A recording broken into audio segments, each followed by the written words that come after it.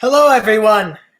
It's me, Mahal. Thank you for tuning in to Late and Live with me.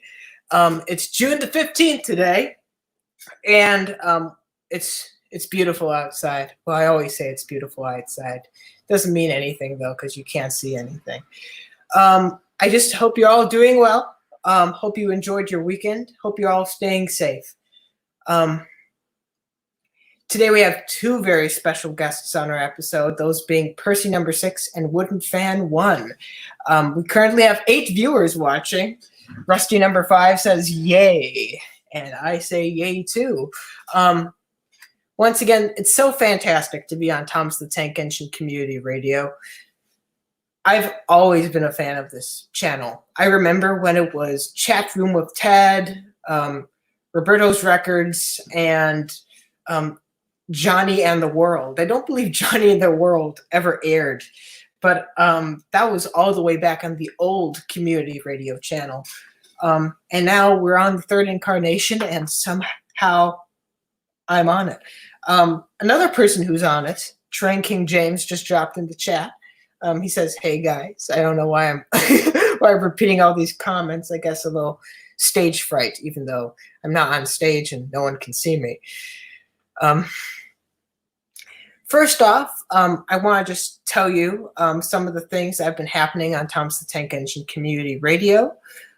First of all, I want to recommend that you go back and watch some of the programs that aired last week. There is a new episode of Blue Midwest Mysteries, which is a wonderful program. I listened to it while mowing the lawn, keeping up that Lego Lover 117 tradition. On top of that, we had a new episode of Character Gallery, which was very enjoyable. And, of course, Percy's Ever-Present Past, a brand new episode of that. So, hey, if you're here for Percy6, make sure to watch that as well. Roman's TWR Empire says, "I am a former member, and I remember when you were T Jetmar." So, once again, one thing I've actually not thought of is that technically, being that this program first aired all the way back in 2015, back when it was originally called Monday Night Live, that makes it the second oldest program on the channel, which I just find absolutely hilarious. Oh dear. But enough talking about Thomas the Tank Engine Community Radio. I need to be a little arrogant here. I'm going to talk about my own channel for, don't worry, I'm not going to do it long, only like 5 minutes or so, and then we'll have our first guest on. First off, I want to just tell you all that I am working on my series. It may be delayed because I'm switching it around with another project, which will be announced this weekend, this upcoming weekend. So just keep your eyes open for that, but I am making progress on my series. I know that's like hearing, you hearing me say I'm working on my series is like hearing, water's wet. The only thing is that when water is wet and you jump into it, you get wet as well. While I work on a series, it doesn't always come out. Donald Douglas 9 and 10 says, "I found Thomas the Tank Engine Community Radio about a year ago." That's the great thing. It just restarted last year, and so many people are rediscovering it, rediscovering the old videos. There are lots of really good shows on this channel. I remember just watching even Soda Workshop with Eric Pierre. That was a really good one. All of them were good though, but some of them are still on, so I'm not going to comment on that. Also, Ted's back. So we might get Chat Room in Ted. Chat Room in Ted. What? Chat Room with Ted, as well as potentially his new series, Soda Statues and Blood. I forget what it's called, because first episode hasn't been aired, but I really I like the concept. So Rusty number 5 says, "I subscribe to my channel." He subscribed to my channel rather. So yeah, I'm sure you love 209 Empire News, and I'm so mad that got canned, man. But you did say that you might come back for another episode, so I'm I'm keeping that in mind. Have my fingers crossed. Other things that I want to mention is that once again, earlier this month, I did upload another throwback video. I've been talking about lots of videos from 2015, but this is one from 2009. My goodness, all the way back when. Back when I was called Fan02. I forgot I even had that channel. But I found this old footage of me, like when I was like, I think I was 7, just about to turn 8 or something like that. And I had like, I was ripping off, really like hardline ripping off Kikray and Smudger Sir Handle and my first guest. Because I didn't know any better. And it just really meant a lot, you know, just to watch that content. And so I was inspired by that. And on Christmas Day, when I got a film camera, I was like, oh, I'm gonna make a series. And it was horrible. It was absolutely horrible, but I love every bit of it. So if you want to go back and relive some cringe from some cringe from 2009, make sure to watch that. Percy6 is in the chat now. Percy6 is in the call right now, but just going to be going over and reading the comments. Once again, actually, being that this is the first one on this channel, I'm going to go through some ground rules. Very loose rules, though. We're going to just hang out here. We're going to hang out. First off is that this show is appropriate for everyone, which is why we're going to have comments on it, of course, which is another thing that is cool that came back to Thomas the Tank Engine Community Radio not long ago. But I just want to say that we also encourage younger viewers to enjoy this. And so if you could keep the swearing to a minimum, that would be absolutely fantastic. Once again, I'm not forcing you to. Feel free to do whatever you want. But once again, just keep that in mind. And additionally, feel free to ask us questions throughout. We will have a Q&A session, a dedicated Q&A session around 8 o'clock tonight. So 8 o'clock Central, sorry, 9 o'clock Eastern Standard Time.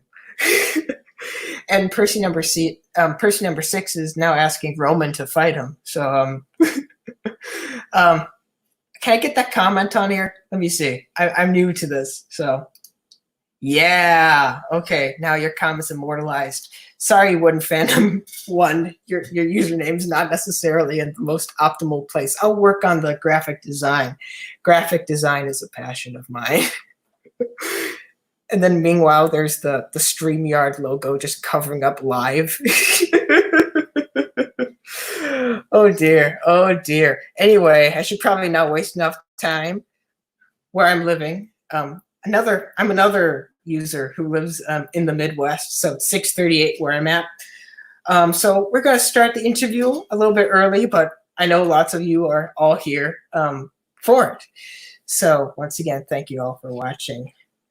My first guest is one of the oldest members of the Thomas community. He is wildly popular and wildly high regarded. Widely high regarded. Sorry, I'm going to drink some water.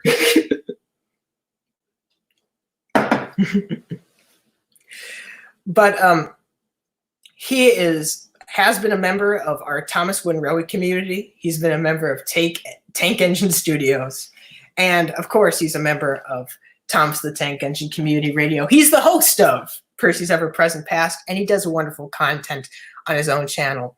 And most importantly, he is the current Thomas Wooden Railway Community Champion. Please give a warm welcome to Percy6. How are you doing? I am doing fantastic, Taj. I'm proud to be the first guest for you here on the Thomas the Tank Engine Community Radio version of the show. Yeah, it makes me feel like really like I've come home. I've never been here before, but I've come home because I have Percy6, this living legend, talking to me right now. I feel the same way about that, Taj, because like I remember back when like you first started here in the Thomas Wooden Railway community, and now like talk to each other early on in the days, and then we just kind of existed, didn't talk to each other much, but like we both, knew we were still around, and here we are, 2020. We both have shows on community radio. I think it's great. Yeah, it's absolutely crazy. Roman's mad in the chat. I might interview you about that. So I'm ready to fight Roman whenever he's ready to put his fist up. Man, if you get, man, you need to protect that belt, man. You gotta I do. I need security. That's what I need. Sudrin says I'll be the next Wooden Railway champion. I'm just hearing there's some fighting words in this chat, and I am ready to fight. I'm ready to put my fist up, so people better watch out. But tying into that, where did the concept for the Thomas Wooden Railway champion come from? That's a great question. So Thomas Wooden Railway Community Championship, TWRC Championship.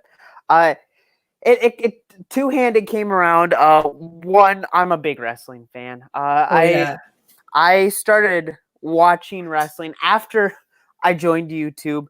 It was like towards the end of 2009, so it's been about 10 years. And I always watched it. It's not like I've been thinking about this for years, and I was kind of like, I was talking to one of my good friends, Multi-Green Thunder, and he and I, like, he doesn't watch, like, probably most of the people in this community do not watch wrestling, WWE, any of that. But I was like going over it, I'm like, oh man, wouldn't it be cool if like we had a championship in the community where it's like every time people got to meet up, we'd see like change hands and they do a quick little video on it. And he just loved that idea. I'm like, this is perfect. If he likes it, I think it could work out really well. So last year I met Crimson2091 for the first time, and he was the first person I've ever met in this community. And when we met, I'm like, because I was talking with Multi about doing it, like introducing it at my anniversary video, but I'm like, it would make more sense to do it now and give more of a build to the championship for my anniversary. So I introduced it May 2nd of last year, and man, it's been a lot better than I could have ever expected. I've thoroughly enjoyed having the championship. I've met 4 people in the last year or so, which is funny because the first 10 plus years of me being on YouTube, I met no one, and now I've met 4 people. It's just crazy. But anyway, every time I've met with those people, we've done stuff with the championship, and it just really is fun to see where the title's going. Yeah, and it was great to go on Twitter and see you guys hanging out just a few days ago, actually. Well, yesterday, I think. Yeah, it was honestly about 24 hours ago where I finally got back to my place. It was a blast meeting up with Crimson2091 and Multi-Green Thunder. Those guys are just really, really a lot of fun. I haven't talked to Multi in a long while, but he seems like a really good guy. He is. He really is.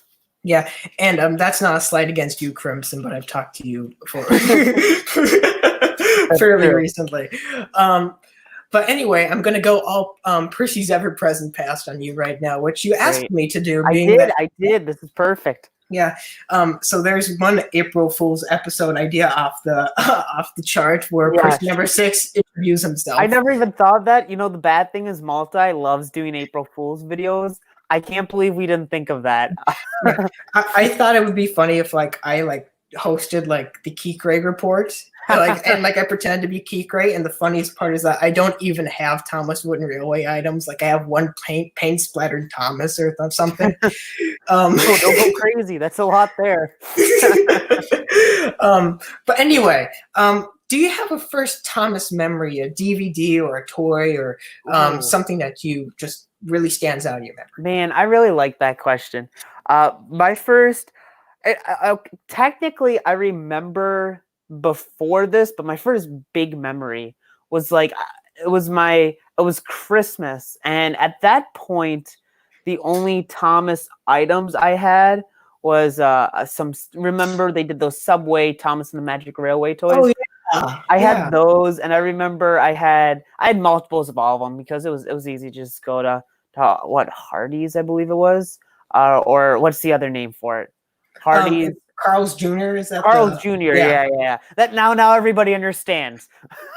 but no. So I remember having, because I think they did Thomas, Percy, Diesel 10, and Lady. I had multiples of all of them. I remember using Diesel 10 as like Annie and Clarabelle because I had so many of them. And my first Christmas, well, not my first Christmas, but my first Christmas I got Thomas items. I assume sometime around that. And I got like all this Thomas Wooden Railway items. Like I got a roundhouse. I think I got most of the main engines. And then I think like the next day, I remember going down to the local train store with my mom, and we just bought even more. It's like, like it was perfect. And oh man, that's just what started it. It's kind of funny, you know. I'm fortunate it was the Wooden Railway line, right? That was the one that was the most consistent and lasted the longest. Because I could have, and I did have some Ertles. I do have some Ertles, and I really like the Ertle line. But if I got Ertles, I think I would have been a little bit heartbroken if come like whatever year that. I mean, it was probably like what 2000. Oh, I guess they made it like what 2005. I want to say is when they stopped Ertles. Or yeah, that sounds right. Like or yeah. Yeah, so that's right. That would have been pretty heartbreaking. Like only 3, 4, 5 years into collecting, it's like, oh, I can't collect anymore. Well, like, let's switch streams, I guess. The reason why I guess I get lumped in with the Thomas Wooden Railway community is because I remember I collected Take-A-Lon, and I pretty much joined YouTube the first time I joined YouTube was like immediately after Take-A-Lon stopped being produced. But in 2012, when I started being very active, there were like very like few like very like there was not much of a Take-A-Lon take and play community. I remember like Mel Sheary, who made some really great content, and Thomas Chuggington. The reason why I'm laughing is this is the first time I've thought about him like in a long while. I wonder what he's doing actually. I don't know. But yeah. Anyway, not like we didn't have a wiki. That's what I'm saying. Oh man, the community wiki. Yeah. I could go on about that, but I think I got a quick pause. I'm looking at these comments and I'm seeing people like Roman's TW Empire is trying to call me trash. Well, Roman, you should know you are the actual trash. You are the Thomas Wooden Railway trash community champion right there. Yeah, you better believe that. Those are fighting words right there. Those are fighting words. Roman, you better hope and pray to the Lord that I never see you, because man, you are going to be on your back, and even though I'm already champion, I'm going to pin you 1, 2, 3. This is why I don't show my face. Yes, I agree, James. Off with Roman's head. Oh, and now Roberto's chiming in, calling me trash. Whoa, takes one to know one, Roberto. Now we know why he didn't play Hello, It's Me that one time. Yeah. Okay. All right. Back to the questions. I think every community member has like a moment in time when they're like, hey, I'm insert age here and I still like Thomas. I think most people who are in the community embrace it, because if they didn't embrace it, then they wouldn't be members of the community. Was there like a time when that like occurred, and was that before or after you first created your channel? Man, so my early days, I created my first YouTube account, and I think it was like July 14th, 2008. So a couple months before I created Percy6. And, you know, that was originally made. I'll tell you the name. I deleted the account years ago. It's called PokeGame5. So probably can guess it was about Pokemon, right? Yeah. And I ended up, the way I found the community was, this is back how I used to access YouTube, was I would look at Google videos, and I was out of Thomas at that point. And I just looked up Thomas Wooden Railway or something like that, and I found the Keat Grade 24, not Thomas Wooden Railway, Keat Grade 24. I found that account, and I think he had just finished season 2, was starting season 3. So I watched his videos, you know, really enjoyed them, and like at that point I was kind of out of Thomas, but that got me back into it, and well, what, almost 12 years later, here I am. Yeah, still doing this. It's crazy, you know. there were less users like back like in that, I guess what you'd call it. I don't know if it's the golden age, but it's almost like the silver age. About 2007 through like 2010. Where the community was just kind of starting to like start up, and it was really like accelerating like crazy because everybody was uploading like even like 2 videos like a week, or something crazy like that, even more than that in some cases. But yeah, that was when Robert didn't like when there were like weeks in between his reviews, of course, Yes. You say you started talking with Kikray soon after you discovered his content. How are community communications different today than there were when you joined, when we're talking to like Thomas Fan 24 and Arbophil and all those guys? Steven, Arbophil, man, I miss those guys.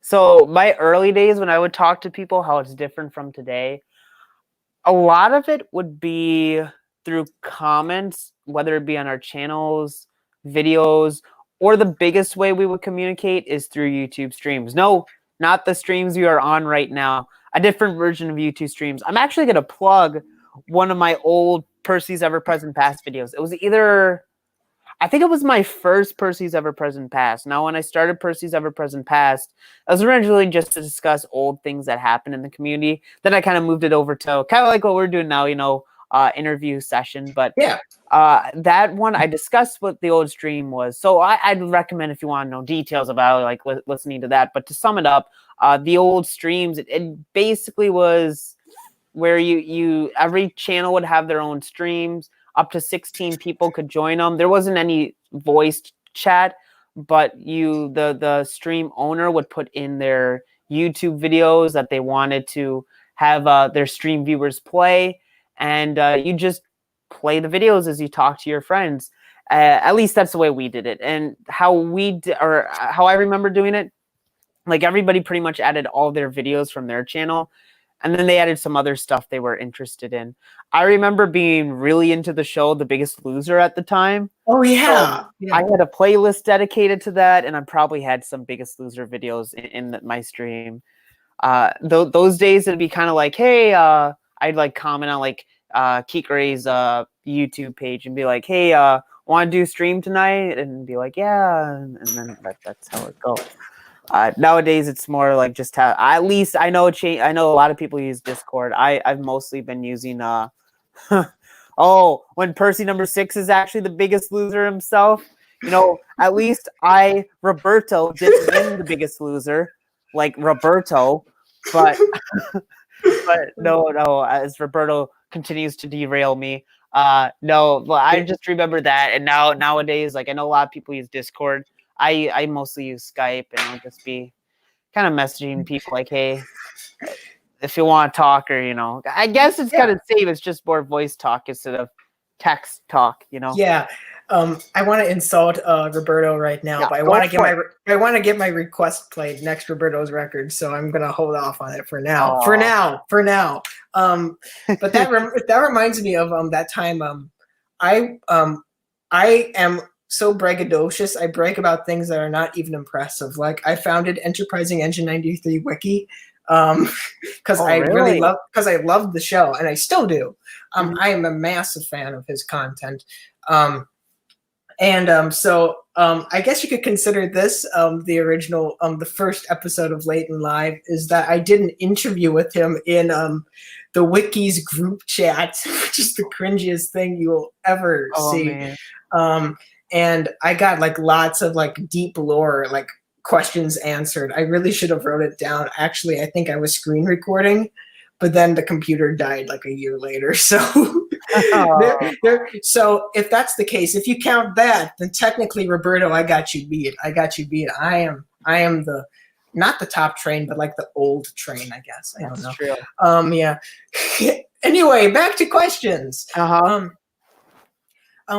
What prompted you to leave the community in 2009? Was it just general kind of lack of interest, or other things that were happening? And why did you come back? Yeah, that's I really like that question. I haven't thought about that in a while, man. I think what if I remember correctly, which I think I do, I left the community, which I remember I wasn't the only one. A lot of people left that day. Like I remember Kikray left. I think a couple other people left that day. And the reason I left, I was like, I thought I finally was done. I'm like, I outgrew this. And I think I came back like not even a month later. And I actually switched over to Oliver number 11. That was the only time I actually used Oliver number 11. And thank the Lord that was around the time when YouTube still allowed people to reopen their accounts when they deleted them. Now, I mean, I think it's possible, but man, like you got to jump through a lot of hoops, and jumping through hoops with YouTube it's pretty impossible. So it's probably like a 1% chance if you delete your account that it comes back. And I might even be generous saying 1% chance, but I think there's technically a chance you could bring it back. Like if you're verified and YouTube owes money to you, then maybe you can. It's funny that you not funny, but it's interesting you bring that up, because that reminds me that we're doing this interview in a very awkward time, because Percy6, you've uploaded 2 parts of your Q&A video, and and so I don't know if you were going to answer any of these like in the following part or the. I made the Q&A. I did 3 parts for this last Q&A, and yeah. Did I upload part 3 yet? I don't even remember. But either way, I actually, because I made all my videos for kids, so I knew I was going to lose all the comments. So I did that I recorded that months ago, so I don't even remember. I'm probably answering some of them, but I know that last question I did not answer because I haven't thought about that one in a long time. Yeah. If it's okay, I'm going to get a little bit dramatic here. So yes. I hope that the chat stays mature. Wait a minute, stays mature? What the heck am I talking about? When you returned, you became fast friends with Sir Topham Hatt 291. Oh boy, yes. Among many things, the 2 of you helped found Tank Engine Studios. Mm-hmm. What was Jack like, and how popular was his content even? Man, Jack, I remember, so when I came back, basically every time I came back till my most recent one, which was almost 9 years ago, September 2011. Every time I'd come back, I'd upload a little bit, but not much. I was like most people are nowadays, just watching people's content and not making my own, because that's so easy to do. Mm-hmm. And I remember, I don't know how I found Jack's account, but I found it, and I would like promote it. Like I put it on my own channel. I'd be like, go subscribe to Sir Topham Hatt 291, because he did good videos. He was pretty new to the community at the time. So that's how I remember finding Jack and, initially supporting him. And I mean, he's actually, fun fact, the first person I talked to on Skype in the community, him and Matthew Rosado, Thomas Freak 808. Yeah. I was in a call with those 2 for the first time. And for a little bit, they were the only people I even had on Skype. And yeah, I mean, I was really good friends with them up until towards the Jack War. So I'd say about 2 years or so. And I mean, we had a lot of good calls. We agreed on a lot of things outside of the community. It is kind of unfortunate how it ended for him. Really, at the end of the day, he's got no one to blame but himself. So I don't feel bad for how it went down. It was all in his hands. Every now and then, though, I wonder, because for those people that don't read the wiki. To sum up the long story of what happened, Jack was, trying to get personal information from people. And ironically, nowadays, a lot of people just hand out personal information like it's no big deal. Yeah. So, sometimes I'm like, what if he joined like 3-4 years later? Would he still be here today? Like, I don't know, but yeah. He's gone one way or another, I guess. Yeah. Yeah. I remember I became like, I started my TEHGJPTDDDO. I said it right this time. I founded that account around the time that the Thomas Wooden Railway competition was wrapping up, and about the time that the Jack's War was wrapping up as well. So I remember commenting on his Skype, his channel, which had a cool backdrop back in the day. I think it had like a clip from You Can't Win that episode, which is why Robert, why he used it in like his a message to Jack video way back.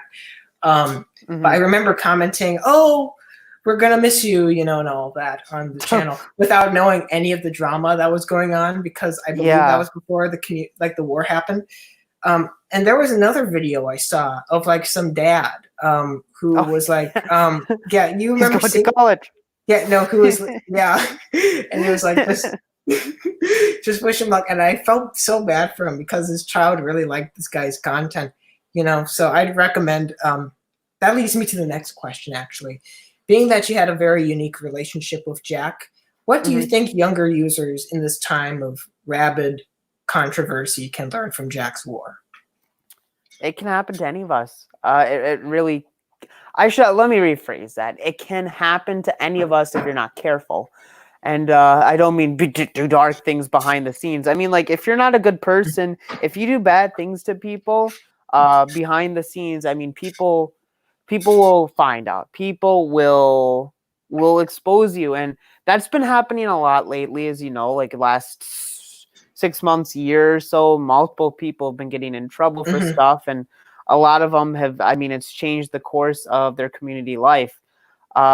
So you just got to be careful. I mean, I've been around almost 12 years now. I can't say I'm perfect, but I treat people as well as I can. And I think that's ultimately, when you look back at Jack, he was looking for information that at the time he shouldn't have been trying to get. There are a lot of people who were very careful about what they released online, and you just respected it. And I mean, that's still true today, but there's not too many people that are very careful about what they release to the public, come private information. So I guess to the people watching, just be careful with what you say. And you shouldn't have any problems. I haven't. I guess that reading, sorry. You're good, Tosh. My brain's fried. But not that fried, Roberto. Well, I know you pulled up a comment a little bit ago from the Sudrian, and I was in the middle of me speaking, so I didn't want to like dive off from what I was saying. Yeah. But I appreciate, it's cool. It really is cool hearing people, that are like, man, I watched you growing up. And what scares me is my account is now almost 12 years old. The fact that there's people who are watching and have their own channels that they make content on, who are either babies when like right now it's mostly people that were like babies when I made my account. But it's gonna be really bad when I'm like having my 15th anniversary and I'm like, there's 13, 14-year-olds in the community, 15-year-olds in the community. I'm like, oh my gosh, my channel's older than them. Yeah.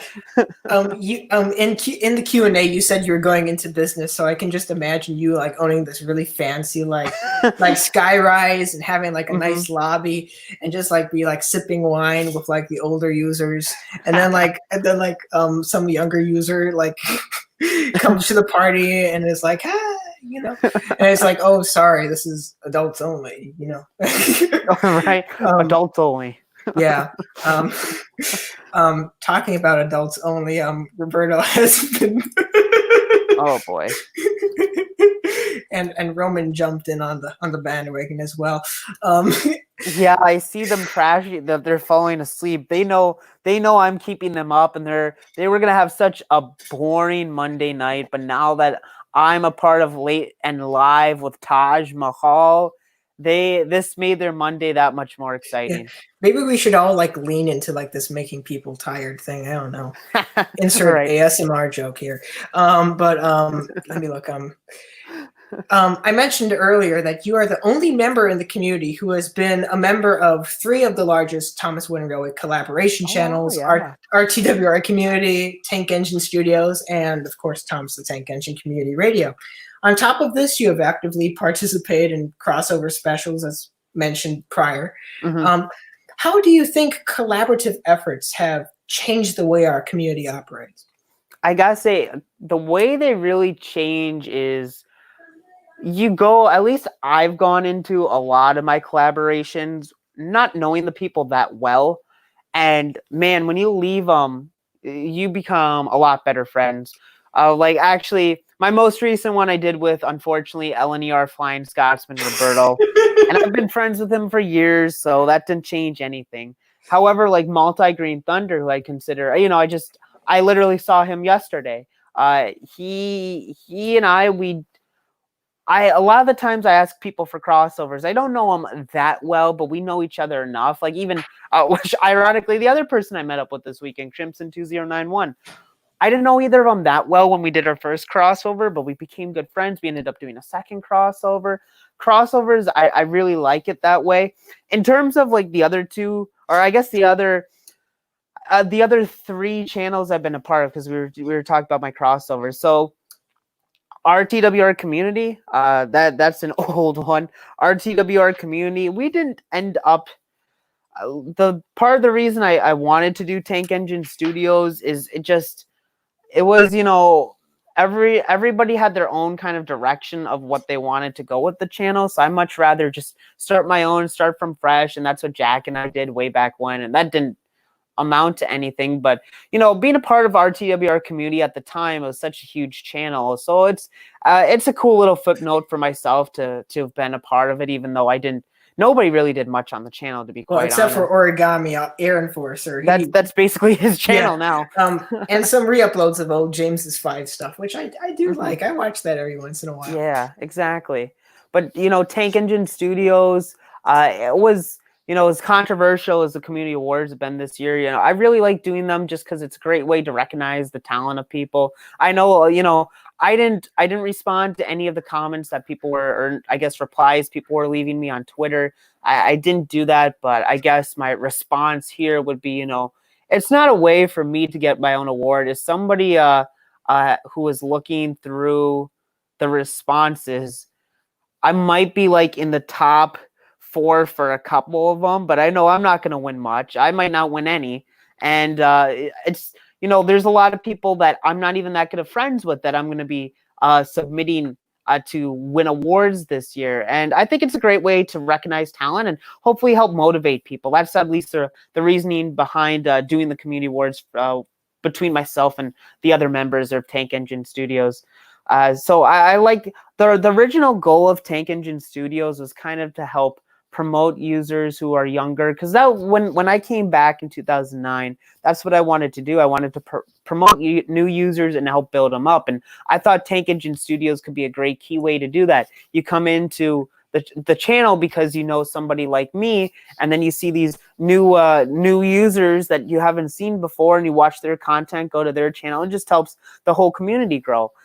When we brought it back this time, it was more the way the community's set up nowadays. It's not too many people upload, so I just wanted to bring some people I know could contribute some videos to the channel throughout the year. So that's how I did it. I do see a couple people asking about the awards. I'll just address them now. Even though I'll tell you guys this, even though the awards were technically, you were supposed to finish your voting by tomorrow, if you do it by the end of today, I will count the votes because we haven't done the final total. But please do it today. Just save yourself the trouble. Do it today. If not, it's going to be hard for me to justify doing your votes. And then we'll probably I'm going to talk with my fellow members of Tank Engine Studios about it tomorrow, and then we'll probably get something out hopefully by the end of the week on that. Whew, I digressed there a little bit, but don't worry, that's good. That's good. Landon is me man asks him, how do we vote? Well, I'll just tell you that if you go over to Tank Engine Studios, their YouTube channel, which is very easy to find, actually, that's a funny comment, is that I realized that there are now 2 channels called Tank Engine Studio. No, there's one called Tank Engine Studio, and then there's another one called Tank Engine Studios. Look up Tank Engine Studios. Make sure to go there. They have a video kind of where Percyno6 goes through the steps of signing up. So just if you want to vote right now, make sure to go there. But don't click off this video because I could really use the views. I don't get any money off of any of my other content. Well, I'm not getting any money off of this. Who am I kidding? Mm-hmm. That's true. Yeah. Oh, I wish. Now onto your series. Thomas the Tank Engine and Friends Wooden Railway Stories is one of the longest running and most successful fan series within the community.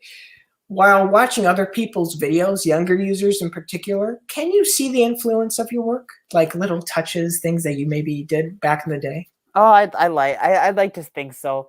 I kind of talked about it a little bit ago, but I love hearing new users just talk about how they remember watching me before they had an account or before they started making videos, and now they're making videos or are just a part of the community, and that's so cool for me. So, just hearing people say that, it's like, one way or another, they from me, they were inspired to do something. And what I really like in particular is a lot of the videos I've done with like I don't know, you might remember this, Taj.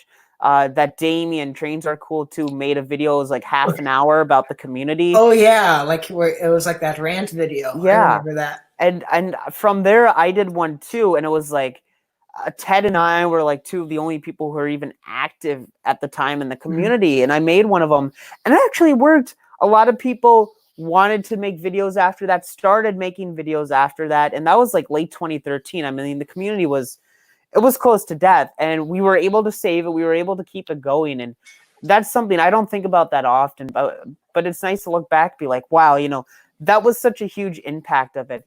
Or even there was I'm going to look up this guy just to make sure I remember it, but Crimson2091 was like, hey, you should watch this video. This guy talked about you. And Thomas the Small Engine, I believe that's his YouTube as well. He made like a return video, and in it he said, he was inspired to try making videos because of something I said at the end of one of my videos. In one of my Q&As, I think the first part of my Q&A. And that's another one where it's like, that's great to hear that all these years later, even in 2019, 2020, I'm still as old as I am, I'm still giving some people inspiration to do videos. So for me, just the fact that people are like, whether it be just having watched me or literally from the words I've said over the years, are inspired to make videos, that means the world to me. Yeah. It's absolutely crazy, because I have the luxury of being an amateur channel for longer than anybody else has. This is like my 11th year of having an amateur channel. Oh, wow. But that'll change. Some days I'll make it big. But I'm a top train now. Yes, but you are. when I first joined, I didn't even know like that the community was in like a bad place, because I was once again only on YouTube or only on the wiki, and I just like that was as far away like from my thought as it possibly could be. It's funny now because now I'm looking at like the Thomas Wooden Railway Community Wiki, and I'm thinking like you writing all that stuff out was, I guess, like the equivalent of like somebody writing out their will, because it's fun. That's a little bit of dark humor there, but it's funny to think of that because I had no idea that was going on. And then we got a bunch of new users in 2013, and now look at where we're at right now, including Roman, who is not being very nice in the chat, I might add. I swear I'm gonna send you another Blu-ray cover if you're not careful. Right. Yeah. But between your work on the Thomas Wooden Railway Community Wiki and your show Percy's Ever-Present Past, you have made it one of your missions to preserve the history of the community. What inspired that drive? I remember the start because Roberto and I co-founded the TWRC Wiki. I think on the Thomas Wiki, just the regular Thomas Wiki, and I just did like a little bio of myself as on my about page on that, and like I showed it off to people. I'm like, this is pretty cool on Twitter. I showed people on Twitter like, pretty way to keep history. And Roberto's like, man, we should do that for the entire community. I'm like, yeah, I agree. I definitely would help you do it. And he created the wiki itself, and together we started the Thomas Wooden Railway Community Wiki. And to me, you know, I've seen a lot of people over the years be like, why is there even a wiki, blah, blah, blah. I'll be honest, like on my page itself, I guarantee you there'll be things I would have forgotten by now if it wasn't for my wiki. Like I wouldn't have remembered how many times I left. I wouldn't have remembered that I've been back since. Maybe I would, because I would have looked at my YouTube videos.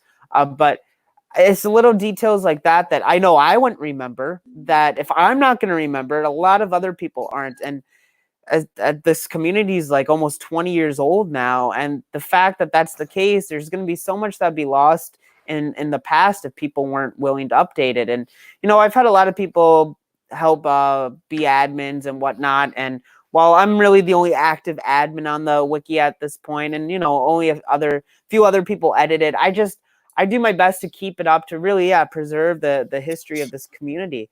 I think, you know, it's great that we're at a point where I don't think these friendships will ever die. You know, you probably remember Taj back in the day, where it'd be so easy for people to leave this community and like never be heard from again. Yeah. I don't think that's the case anymore. I'd be shocked if people just fall off the face of the earth from this community. It's so hard to do that now, and in a good way, that it's going to be great for all these people to look back 20 years from now and remember things they did in like 2014 that they might have not, if there wasn't a wiki to keep it place. And I guess at worst, that's something I'm going to enjoy doing when it's 2030, 2040, or, you know, when I'm in my 70s and maybe 80s, 90s, and I'm like looking up on whatever it is that I can search the internet with, and I look at the Thomas Wooden Railway Community Wiki. That'd be great. Just keeping track of the history. Although I have thought at times, I'm like, you know, it's crazy to think like in 100 years from now when we're all dead, it's like, well, is this even gonna still be a wiki anymore? I don't know. maybe there'll be a whole new generation of community members. Okay, it's time. That does it. Let's lock all the pages. Right. You preserve it as is. Yes. But yeah, I'm honestly really happy that is something that exists, because I agree there are so many things that, you know, I have forgot, let alone, you know, so many other people, you know. I honestly think that, you know, that's actually a question for you, is that like, if you go online, you know, you look up like Tom Dublin or somebody like that, and there's like no evidence that this user ever existed. You know, if you like go right now, even if you go onto like Wayback Machine or something like that, you type in like the username and everything, and it just isn't there. You know, if the wiki was not there, and if some people were not there, like to really actively like make this page, I don't think too many people would know that this person was one of the first members of the community, you know? And I mean, I think of that like with James's 5, who back in the day, I mean, there was a time where I talked to him more than anybody else in this community, and his account got deleted. So his history has been completely wiped, and he's somebody that did leave the community, and nobody, I mean, like I said earlier in this interview, back in the day, a lot of people wouldn't release their personal information. And while some people did behind the scenes, I mean, even like something like adding yourself on non-Thomas social media, a lot of people didn't even do that. So like James's 5, I couldn't even tell you his actual name.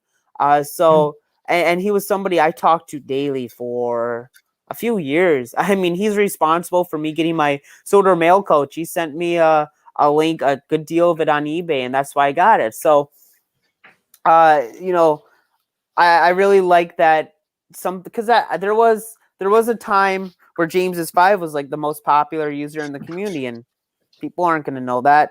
And yes, Roberto did a great job abandoning his child, the Thomas Wooden Railway Community Wiki. Yeah. But this is a fun fact. Even though like James's 5, by the time that I was starting to create my channel, his content was I believe actually it was in 2012 that James's 5 was kind of wrapping things up. That sounds right. Yeah. It was actually like those videos that kind of like those almost like stop motion like videos of his that really inspired me to kind of maybe like try like different styles, and stuff like my really messed up videos or like the silent stuff, Oh yeah. So, he had a massive impact. He had a massive. Yeah. And it's I'm kind of surprised nobody really does stop motion anymore. Maybe just because of how long it takes.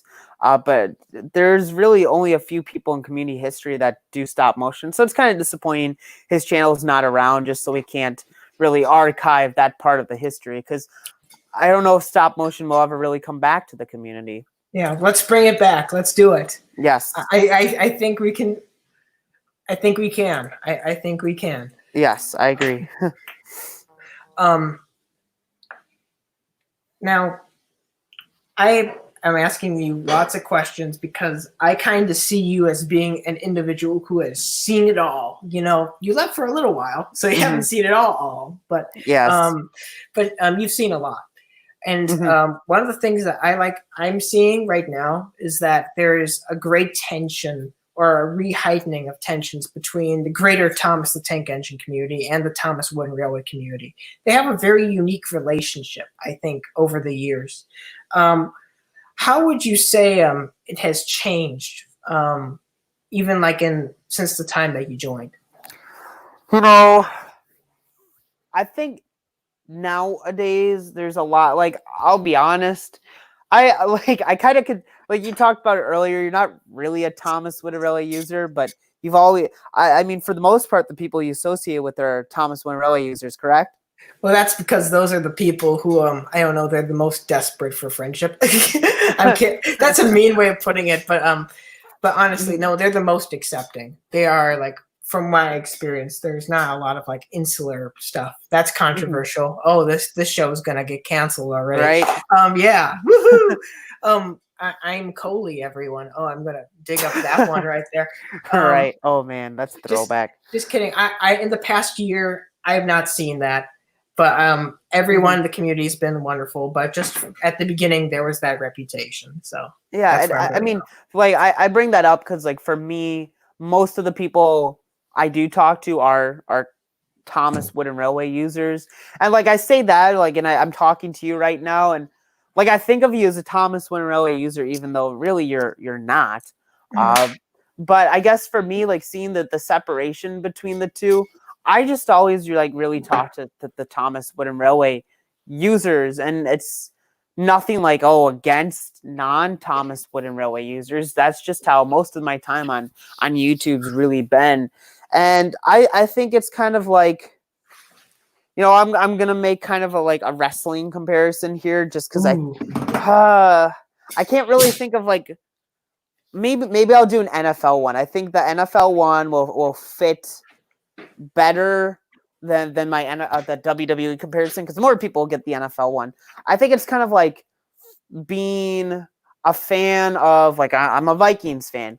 Being a fan of the Vikings but not really liking the NFL, I think would probably be the best way to do it. Like, I like the and this isn't me, I like the NFL, but I like the Vikings.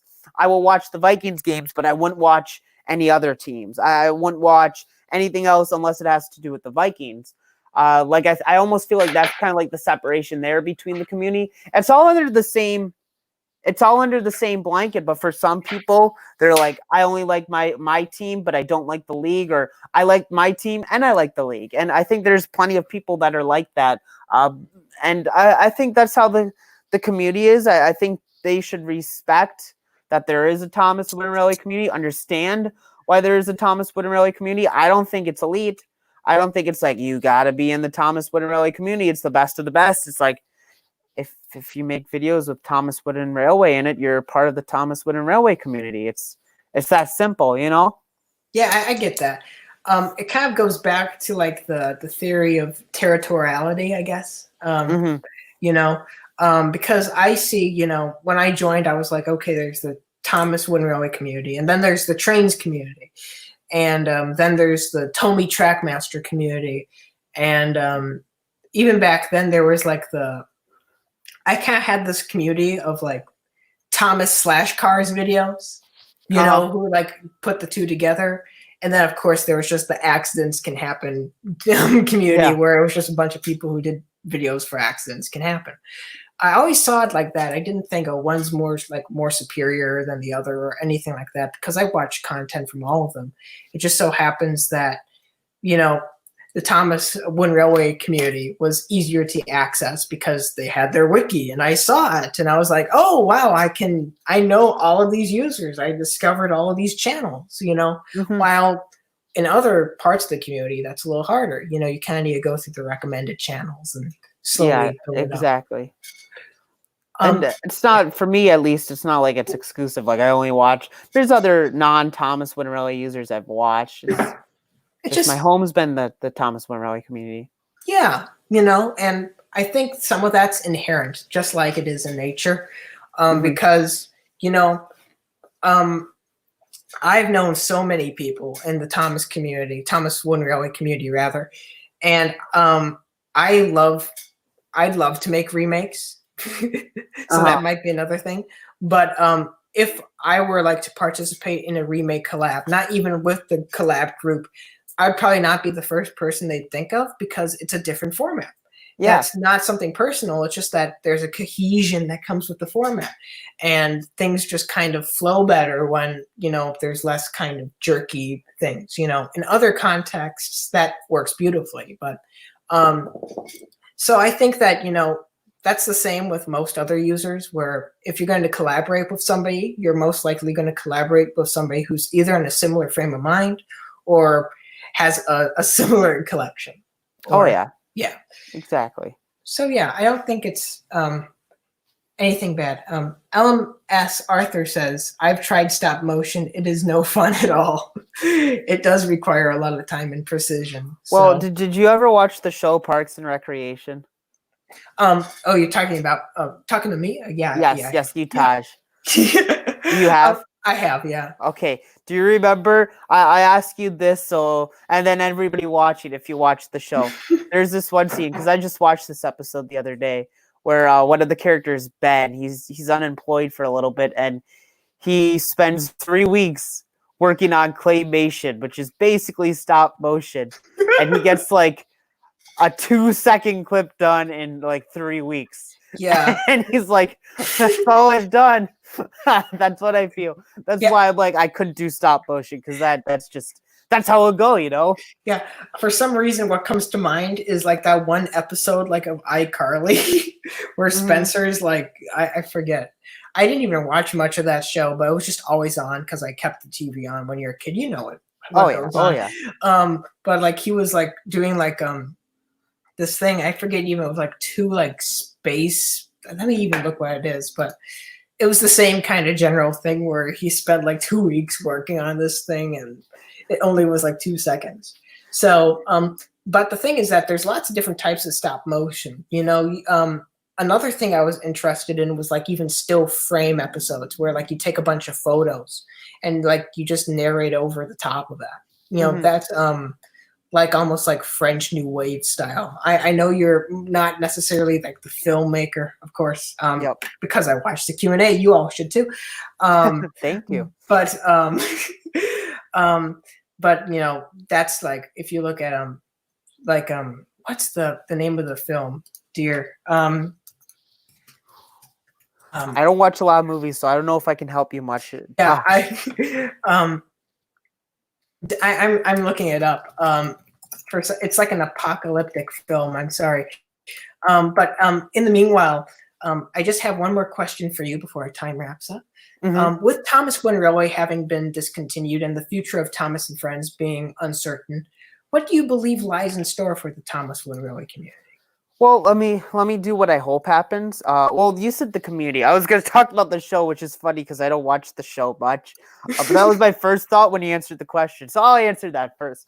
Okay. What I hope happens with the show is they take a year or two off, rebuild, and just start anew. Maybe use the original engines for the main one. I think kind of, narrow down the cast a little bit, not have all these random engines appear. Have the narrow gauge railway, have the main engines and then a few others, but keep it at that. And I can see the first scenario where it's like, take a year or two off. I can see them doing that. I don't know if they'll do the rest of that, but that's what I would do.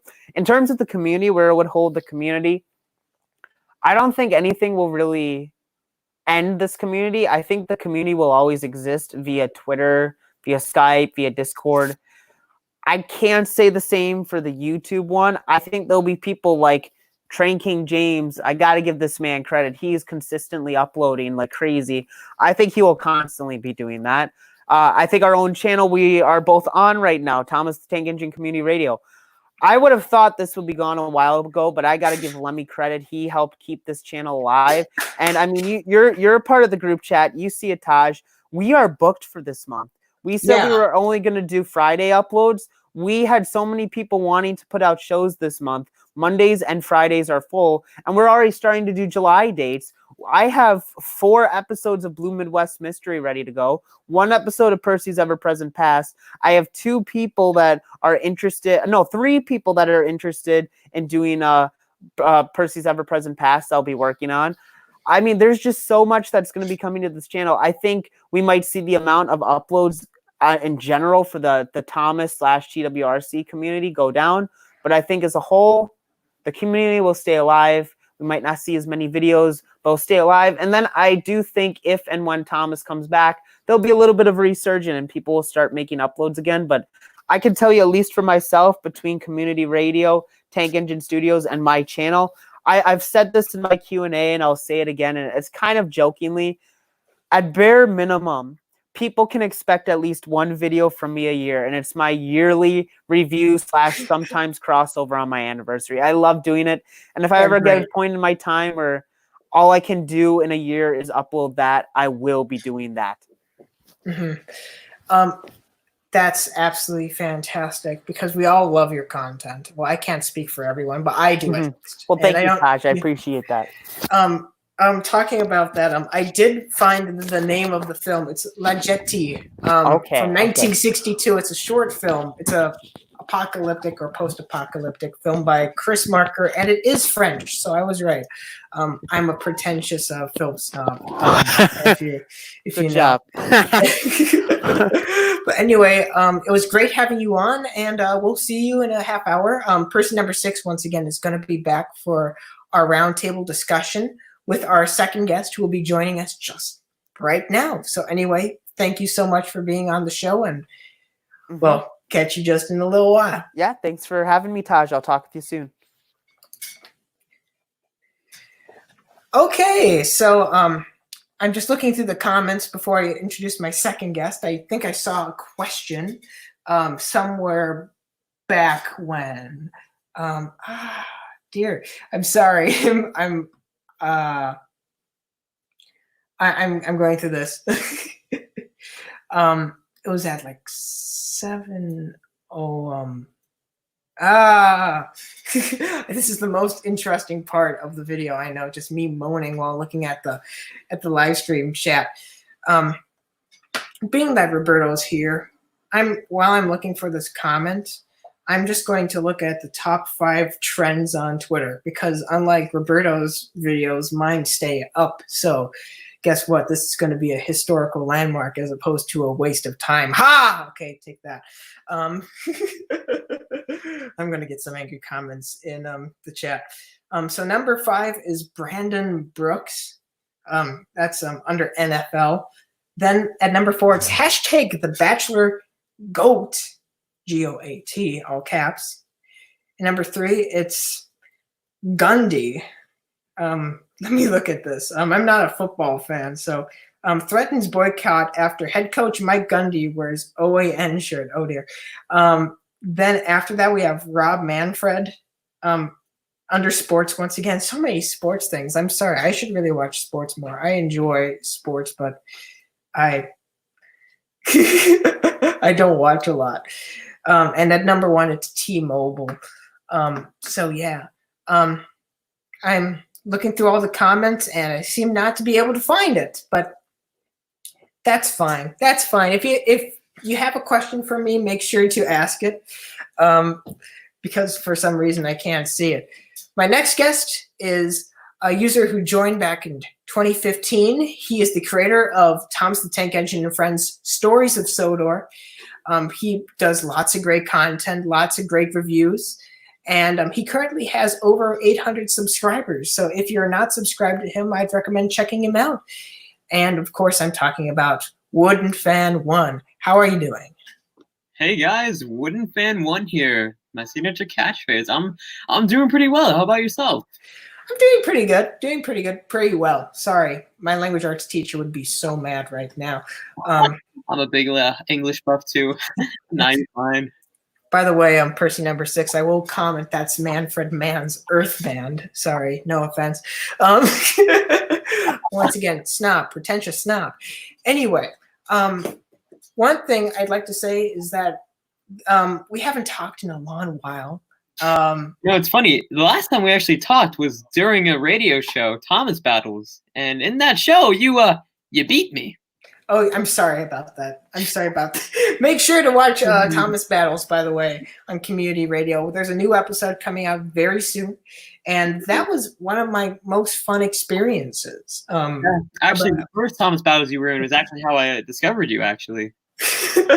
My arguments were horrible back then. I wrote like the story about like being like for like a new Thomas movie was for Were you the one that wanted the Dream Team movie? Like where like all the engines are sleeping, which if you go to Screenwriting 101, that's like literally like the first idea that they tell you not to do is to make a movie that's just all a dream. Oh, but I mean, you improved because you won the last battle. Well, either that or Train King James's judgment went down, which I don't think so. So don't revoke that championship from me. James, I want a rematch, James. I know you're there. Yeah, that's a fun show. That was one of my favorite shows from the original run of Community. Well, the second run of Community Radio. But I could, yeah. Sorry, you're fine. That was just that was my favorite show from the old Community. Still love it now. Yeah. James is just such a good guy, you know, and I love his series. Yeah. So him being in charge of the show, that's pretty cool. But I will comment that I am a massive fan of Stories of Sodor. In case you don't know, Woodenfan1 generously accepted being on the show just this past Saturday after one of our guests needed to drop out for personal reasons.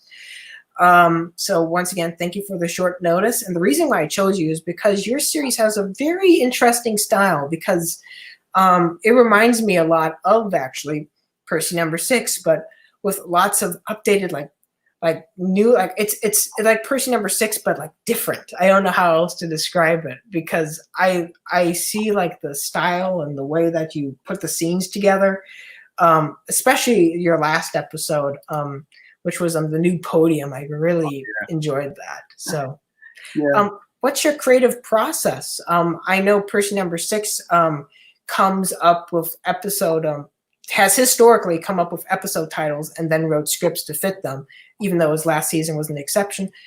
How do you write stories? Wait, that's seriously how he did it? I believe so. That's what he said in the Q&A, or maybe I'm just daft. I don't know. That's actually how I do it. Yeah. Well, keep going. You're fine. I can okay. There's a train pulled into the station. But I remember Kikray was one of the people who did that, like back in the day, where it was like, I'll get a really good like title, and then I'm going to like run with it. Maybe not like his really old episodes, but like some of like the ones like around season 5. I know he started doing that. Well, here's the thing. It's partly like that. So for my series, starting from season 1 onwards, I've always had this overarching story goal because with shows in general, it's I love like plot-driven shows like Steven Universe and stuff like that. Oh, I love Steven Universe. Oh, it's such a good show. Oh, it's dead though. R.I.P. Ooh, hits hard. But I always have like an idea for how I want the season to go down, and I guess yes, I pick titles, but like I always have a general idea of where I want the season to go, what I want to happen. The titles are a big part of it, though, I will say, especially for like my early seasons, which you guys should never watch. I sounded like a 5th grader, primarily I was one. Okay, I'll cross off a few of the questions. Oh, all of them. That's fine. I'll answer all. I'm an open book. But yeah, especially in these last couple seasons, I've really been trying to push hard just to get a really captivating story going. And I'm actually on my last season. Season 7 is the last. The new podium. I'm glad you actually mentioned that. Season 7 wasn't originally even meant to happen. It was just I had all the titles ready. I didn't know if I wanted to carry it on though, because I don't know. Have you ever watched Diesel Domination by any chance? Oh yeah, I am gonna ask questions about that later, actually. Well, let me just say this: Diesel Domination. I left it at a place where it could have ended the series, like the SpongeBob SquarePants movie, the original, where it could have ended the series there. But if I wanted to continue, I could have kept going. And I just figured, one last season, one last hurrah, and yeah, we're here. It's all filmed. It's all ready. Next episode 2, is actually being released next Monday, which is also my birthday. So, guys, cool. Well, I'm sorry I didn't have this episode air a week later, because then we'd be able to celebrate that. But happy birthday! Fine. Thank you. I'll just take the next week's episode and call that my birthday episode. Yeah. I'll make sure to post it somewhere. But that reminds me. Let me see. I find it interesting because that actually explains the similarity in styles. I know that some people criticized MPS way back in the day for like ripping off Keith Gray or Percyno6, but I don't think that's true. It's kind of like I'll go to a music analogy. It's kind of like the Beatles. After the Beatles came out, then there were lots of other bands that used a lot of the same tricks and techniques, as the Beatles, like bands like the Hollies, for example, or even like peers like Jerry and the Pacemakers during that early era. You couldn't say that like they just came like from a similar mindset, Yeah. So I find it interesting, like as I'm analyzing how like the videos are made. It's interesting to see like what you compare it to and how that ties into the process that it's made. Because I was once again, I've made so many series that got canceled. If I was getting interviewed by you, you'd be talking for like 5 days, because I just had so many projects that fell through. The first one though had like some really like crappy like titles, like Verification for Those Who Need It. Like the conclusion of a saddening fiasco, like crap titles like that. That's like way back in 2013, where I thought large like words were like all the rage. But anyway, enough about me. I'm ask everyone. Oh, there's a fire truck going by. Sorry, sorry everyone. We're in the fire engine. Where are you at? His firebox was on fire. And his tank was on water, says Dark Rapid. Yeah. But first off, I ask everyone this because I honestly just find it so interesting. What's your first Thomas memory? Oh, that's a good one. Well, I couldn't really give you a first specific, but I mean, if I could say like the first Thomas merch I got, my mom's friend, well, my godmother, has 2 kids that are far older than me, so they have a lot of old Thomas stuff. And let me tell you, now I'm really into. I was really starstruck by it. But the stuff I got from her was actually, the 2004 Thomas Oval set with Thomas and the baggage coach. Oh yeah, I do. It was that basic Thomas set, a Make Someone Happy DVD, and a lot of VHS tapes. Spills and shows, a lot of season 5 and season 6. Good stuff. Good stuff to be introduced to firsthand. Yeah. I was raised on season 5 like crazy. That was my season. Like season 6, my everything. Yeah. I remember actually. This is off topic, but did you ever have like the Thomas's Halloween like DVD like? I never owned it till a few years ago. I always got it from the library, but I do remember watching it a lot. Yeah, I remember I got that for a Halloween gift. Not a Christmas gift, but like a Halloween gift. and I opened the package, and I got so excited that I pretty much ruined my parents' night. I told them not to they were going to have like a John Carpenter marathon or something like that, and I was like, I want to watch my Thomas.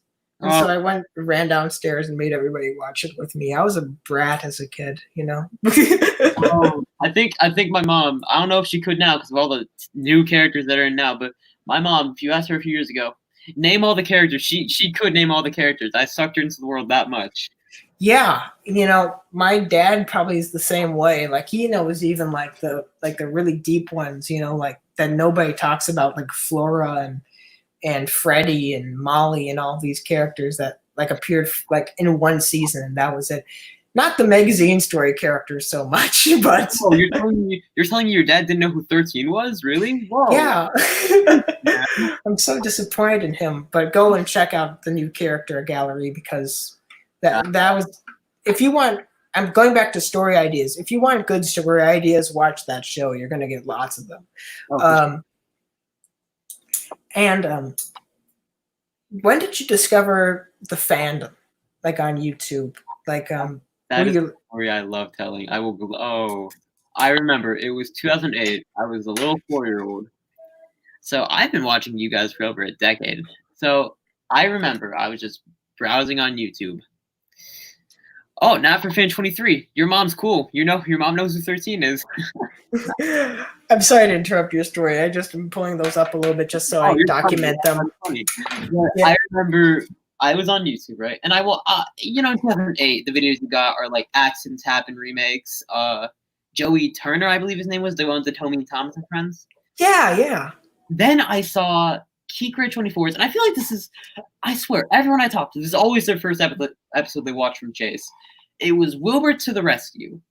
Well, I saw that episode, and I got involved. I was like, whoa, who are these characters? Whoa, this is such a cool layout. Oh my, you can make stories like this? Oh, I want to do this. I wanted all the characters and stuff. So I kept going, and over time, I found more guys. I found next Milk Tanker Media. I remember the first episode I watched from him too. It was the James's Bridge episode where he rescued Rosie. Then I saw Enterprising Engines, and like, I saw all these and they were spaced out by years, but I saw all these people and I learned about these characters. Then I learned the show had such a rich history, and like I was like, whoa, I want to be a part of this. It was insane, you know? Yeah. I think another video that lots of people like was their first Kikray video was, of course, his Toad Stands By video, you know, his remake of that. That was my first Kikray, so I think that was when he was on his new channel. Mm-hmm. Because that was the first, I believe that's the first video he uploaded on his new channel. It was. Yeah. And then weirdly enough, the first Enterprising Engine video I watched was James Goes on a Trip. Oh, what an introduction to that series. I watched Scruff Scaffolding. Which is a much more normal episode. In this day and age, I don't know. I'd say it's pretty normal. Oh my. Well, it's not, you know. What's up with James? Like, James goes on a streak and stuff. Matt, I think, has a lot of fun writing for James. What can I say? But of course, you mentioned Kikray and Enterprising. Were there any other users, or even users that you have been forgotten that were like influences to you, or users that just like you don't hear about much that were influences to you? Well, for my series, I would definitely say Wooden Railway Only definitely heavily inspired like a lot of series stuff. Mm-hmm. Smudger Sir Handle too. Oh yeah, I know that guy. Classic stuff right there. But the community also, there were other things that I wanted to do in the community besides the series. MPS and like Wooden Railway Only and Percy, they all inspired me to do the crossovers and sketches, you know? Yeah. I was so enthralled by those, and I'm afraid little 4th grade me, when I first got my channel in 5th grade, I did the forbidden thing and asked for a crossover directly. Mm-hmm. Forgot that's not how it worked. I wasn't terrible about it though. I wasn't like Diesel Fan 08, for all you that remember. Oh yeah, I remember that. You know, for a while, I was thinking, you know, at first I I felt bad. I still feel bad for him because he probably didn't know any better. Oh, But- yeah, but it's But just, I don't know. Yeah, but he's still in the community, and he's I believe at least he is. I haven't checked on his channel in a while, but yeah, I remember when it was like Ted did a crossover with him, and then MPS did one, and Turtles. Oh, my. Yeah, Ted played his part graciously. What can I say?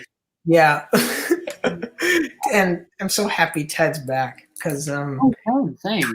yeah, because it's weird because like Ted comes back like every year or something like that. He goes One episode a year, which I enjoy because someone voiced in them. But no, that's not why I like him. Ted has an amazing series. Love it. yeah, and he's very talented actually at arranging and composing and all of that. Of course. Journey Beyond Soderhead, How It Should Be had great music. Yeah, and I still joke about his brass band. Like I make like what's like Rusty's brass band, or what's like the episode title. I always call it Ted's brass band. Yeah. Oh my. And it's not Ted, it's Teed, says LMER Flying Scotsman. There's a backstory there. You guys with your old throwback jokes. I'm just this young little hand pusher. I couldn't. Oh, I could never. Man, you know, I'm so happy that you are a hand pusher, honestly, because you know it adds like a great personality to like your style. You know, it really works wonders in your episodes because you know they have like almost like a season 6, season 7 vibe. You know, so that's what I go for. What can I say? Yeah. I will say it kind of sucks when you're in a DVD collab remake though, and yours stands out for that reason. I did the Salty Secret collab and the James Goes Buzz one, and oh, my video stuck out like a sore thumb. Oh yeah, but you know, it's a different style. You know, that's really all I can say is that you know it's just you know I guess to go back to the Beatles, it's like you know asking the Beatles to do like a free jazz album. It probably would be great, but you know it's but once again it's not what they're best at. And it's not what we want them to sound like necessarily, except for maybe Roberto. He might disagree. Last year you made Diesel Domination, which we talked about, a lofty movie that had an hour runtime, or I guess like 59 minutes, 46 seconds. So close to an hour, yeah. Yeah, I'm wondering, how does crafting like a film, like a fan film, differ from making an episode in your series? Do you ever write an episode that turns into a movie? Well, the series, the season prior to that was building up to the movie. Actually, the last 2 seasons were building up to that movie. Everything has an arc, and it keeps going till we get to the biggest part, which is, you know, Diesel Domination, you know? Yeah. It's actually, Diesel Domination was the longest project that ever was made by me. It took years to create, actually, like film, produce, and write. Mm-hmm. There's actually a lot of not a lot, but there's a few cut things from the movie. Oh yeah, like deleted scenes and whatnot. So, are we gonna get the Snyder cut anytime soon? Oh no! Ooh, I mean, if someone doesn't leak it, ooh. But anyway, as you were saying. Well, there weren't major things. There was this one scene. Well, there's also a plot change too. Do you remember? I don't know if you remember it this well, but Andrew and Spencer go up to the. Yeah, James, you know it. You have your beautiful text as well. There's the scene where Spencer's chasing Sir Topham Hatt and Hugo, and Andrew diverts Spencer up into the clay pit. Do you by any chance remember that? Yeah, I remember that. So the dynamite goes off in the clay pits. Originally, Andrew was meant to straight up die.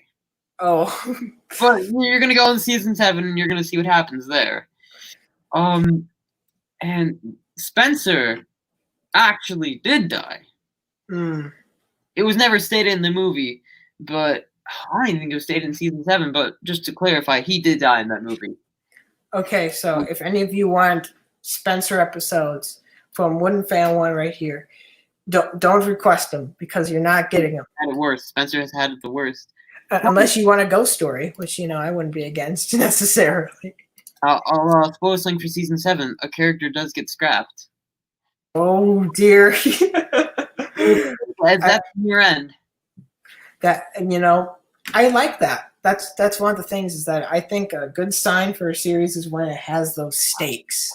When you're like, oh, who's gonna make it out of this?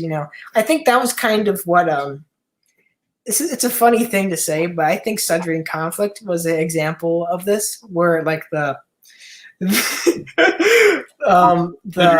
Sudrian slasher almost, where like Psycho.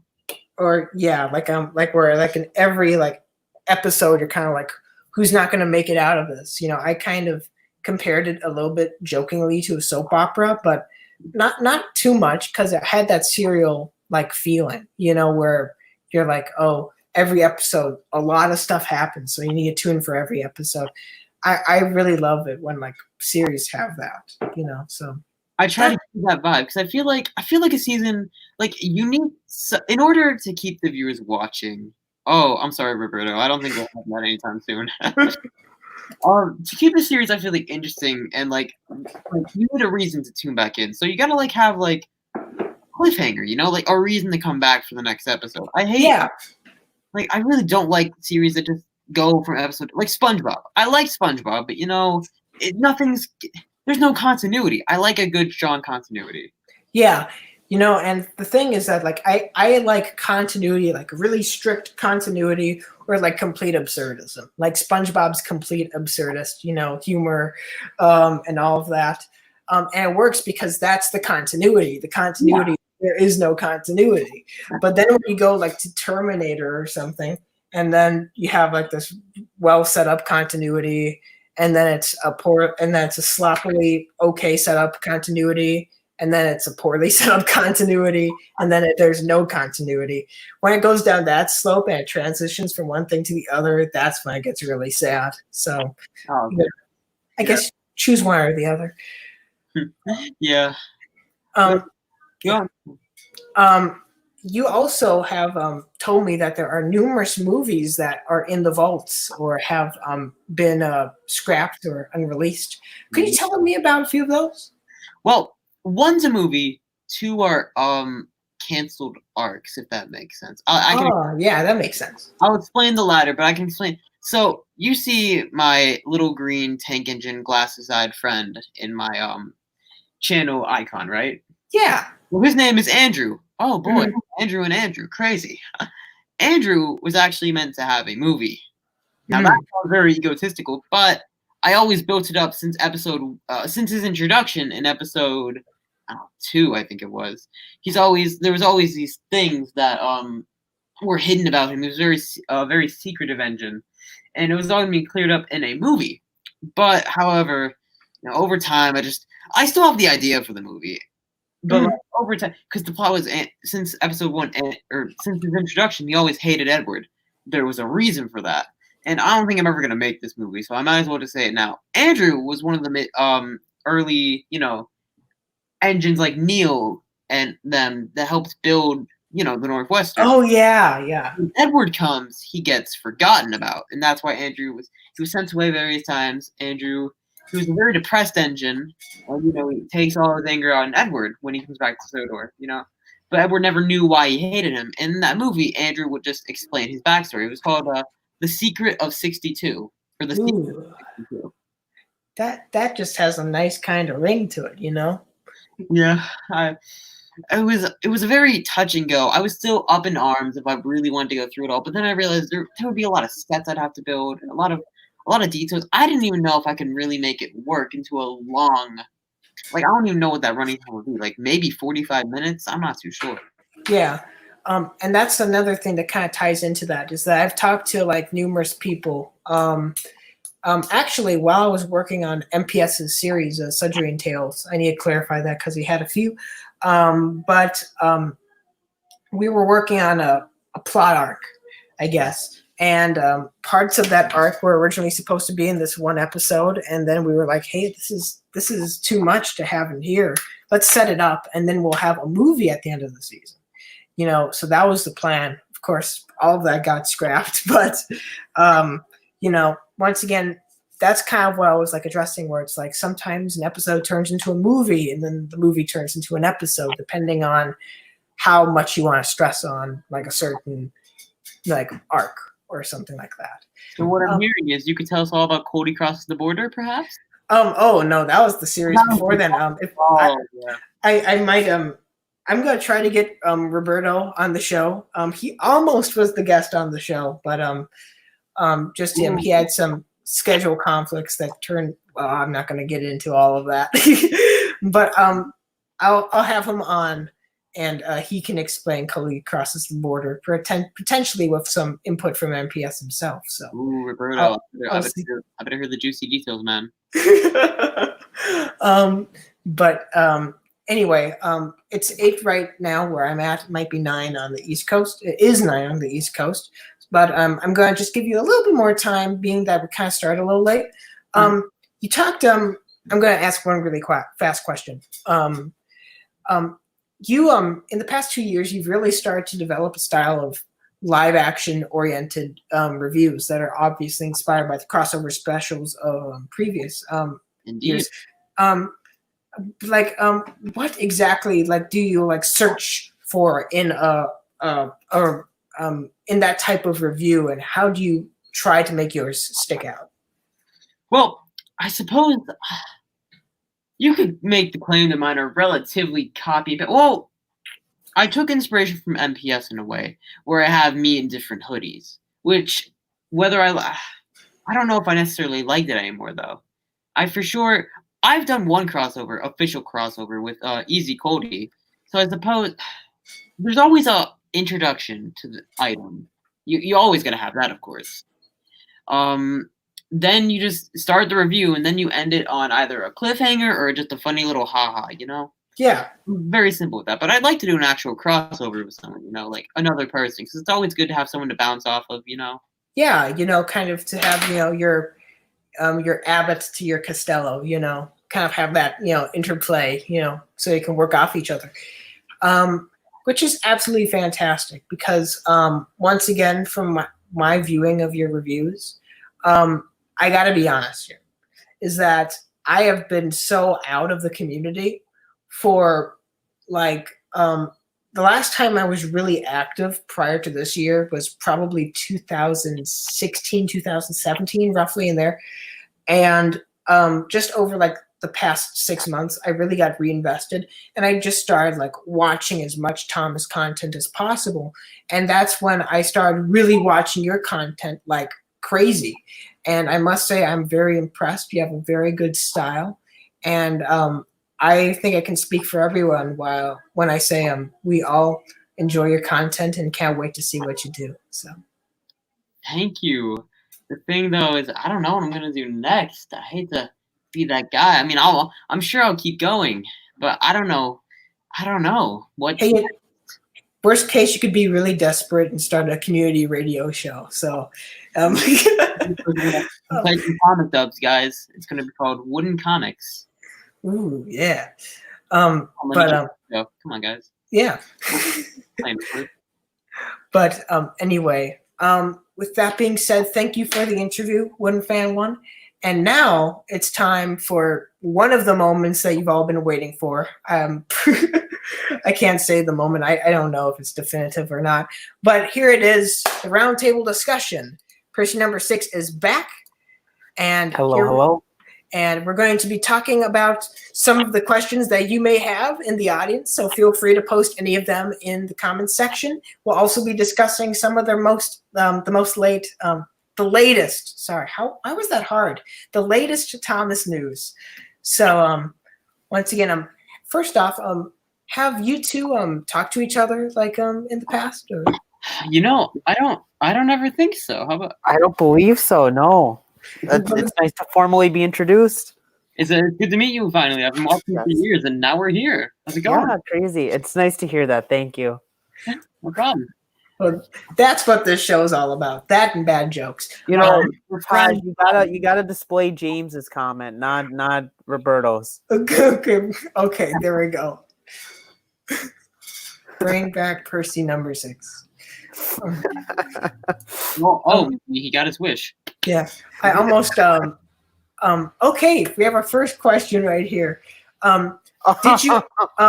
I don't know if you've all seen this, but Soder and Midland fan 95, Katie LNER fan 1995 says, "Did you all like the Royal Engine? Did any of you see the Royal Engine?" Am I the only one here that watches the new show still? I watched the Royal Engine. I don't watch the new show, but I watched the Royal Engine. I watch Sodor only. I'm just gonna make that clear. Okay. You know, I'm in the same boat as Taj. I don't really watch it, but I did, and I know they had like 2 or 3 news specials. The only one I watched was the Royal Engine, so I did watch the Royal Engine. All right, we can all give our thoughts. I guess I'll start. I thought I said this in a previous episode, I think, but I thought it was charming. You know, it's not necessarily my cup of tea and what I look for, like in a story. It had some nice fan service with the references to Gordon Goes Foreign, but some of the animation was interesting because some of it was actually pretty good and some of it was kind of rough. But I think that's just because of lack of budget. But overall, I thought it was tastefully done. So yeah. I'll go next. I have to be in the same boat pretty much as you, Taj. I enjoyed it for what it was worth. It was, only half an hour, which it worked though. It worked though. It wasn't like all the long specials of years past, but I think it worked. It wasn't fantastic. Like I was happy with what it was worth. Yeah. And Andrew? Well, Michael, is it Michael Wright or Michael White? It's Michael White, correct? I believe so. I believe Michael White. With his episodes, I love him all. He's a good writer. He's probably the best thing the show has going right now. Yeah. I think what he was given, he handled it very well. Mm-hmm. Some of the references were a little tacky, perhaps just a little bit. I think mentioning Doncaster was a little much. Henry going to crew. I enjoyed it all. Don't get me wrong, but I feel like you can really tell they were trying to give an apology to us, after everything that's been happening. But I think they did indeed handle it very well. Would I say it's one of the best things from this new era? Oh, for sure. Is it perfect? It feels really. How do I say this? It feels like more could have been done. It feels a little lackluster. Okay, that seems like I think then we're all relatively on the same page. Mm-hmm. Yes.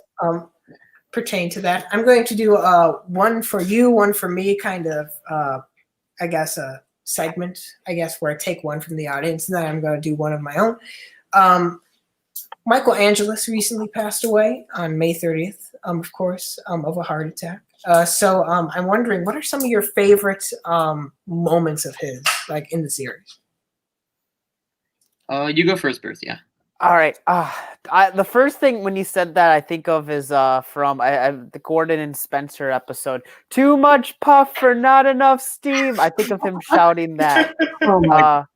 I personally, as an American, that was literally my only exposure to him. And watching that as a kid, I'm like, why is this one different? But I wasn't like upset. I was just like, why is it different? But I mean, I liked him for what it was worth. He seems like a great guy. He was on the show for such a long time. Yeah. He was literally the voice of the show for our UK counterpart for a lot of people's entire childhood. And of course, you hate to see anybody die, and you really hate to see him go. He did a great job for the series. From the little exposure I had of him, I truly enjoyed him. My favorite Michael Angelis moment is, of course, the end of Snow, which I just was it Snow? I forget.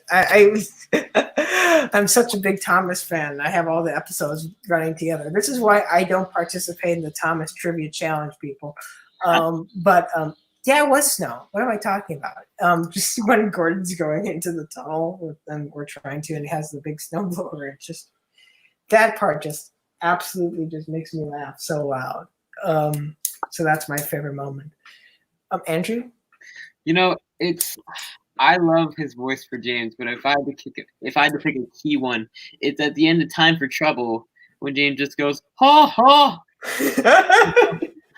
Always funny to me. That he was great as James. He was great as James. So anyway, R.I.P. Michael Angelis.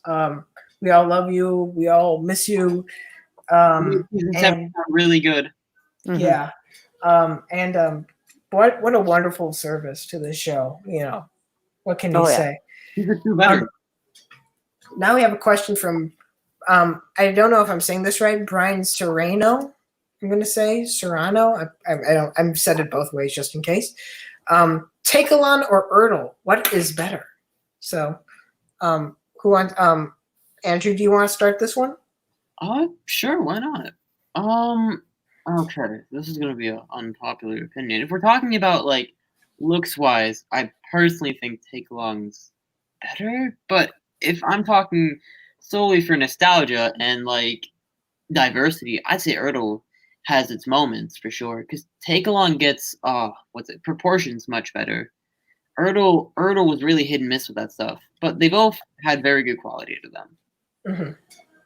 Percy6. Wow, for me, I mean, I actually did have both as a kid. Of course, Ertl first, and that's the one I'd go with. I actually, it's funny. I did way back when. I don't know if you guys even remember. I did a I did a series that only lasted one episode. It was like, who's better? I compared two items from two different lines. You did. Yeah, I did. Yes.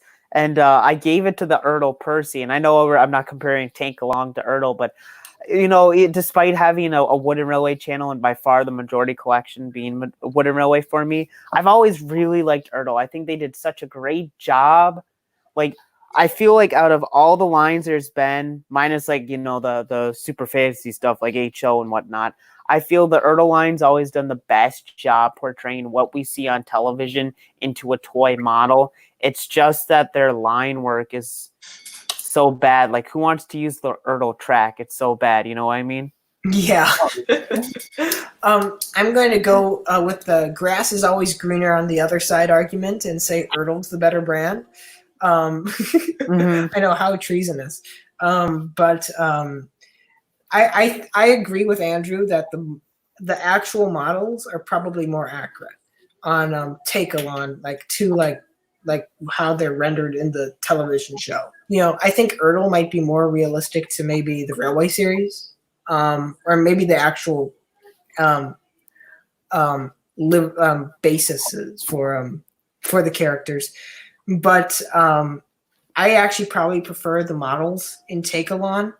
The real drawback is the sets. The sets are really actually the sets and the rolling stock, because it's just so Americanized. I guess that's the way to say it.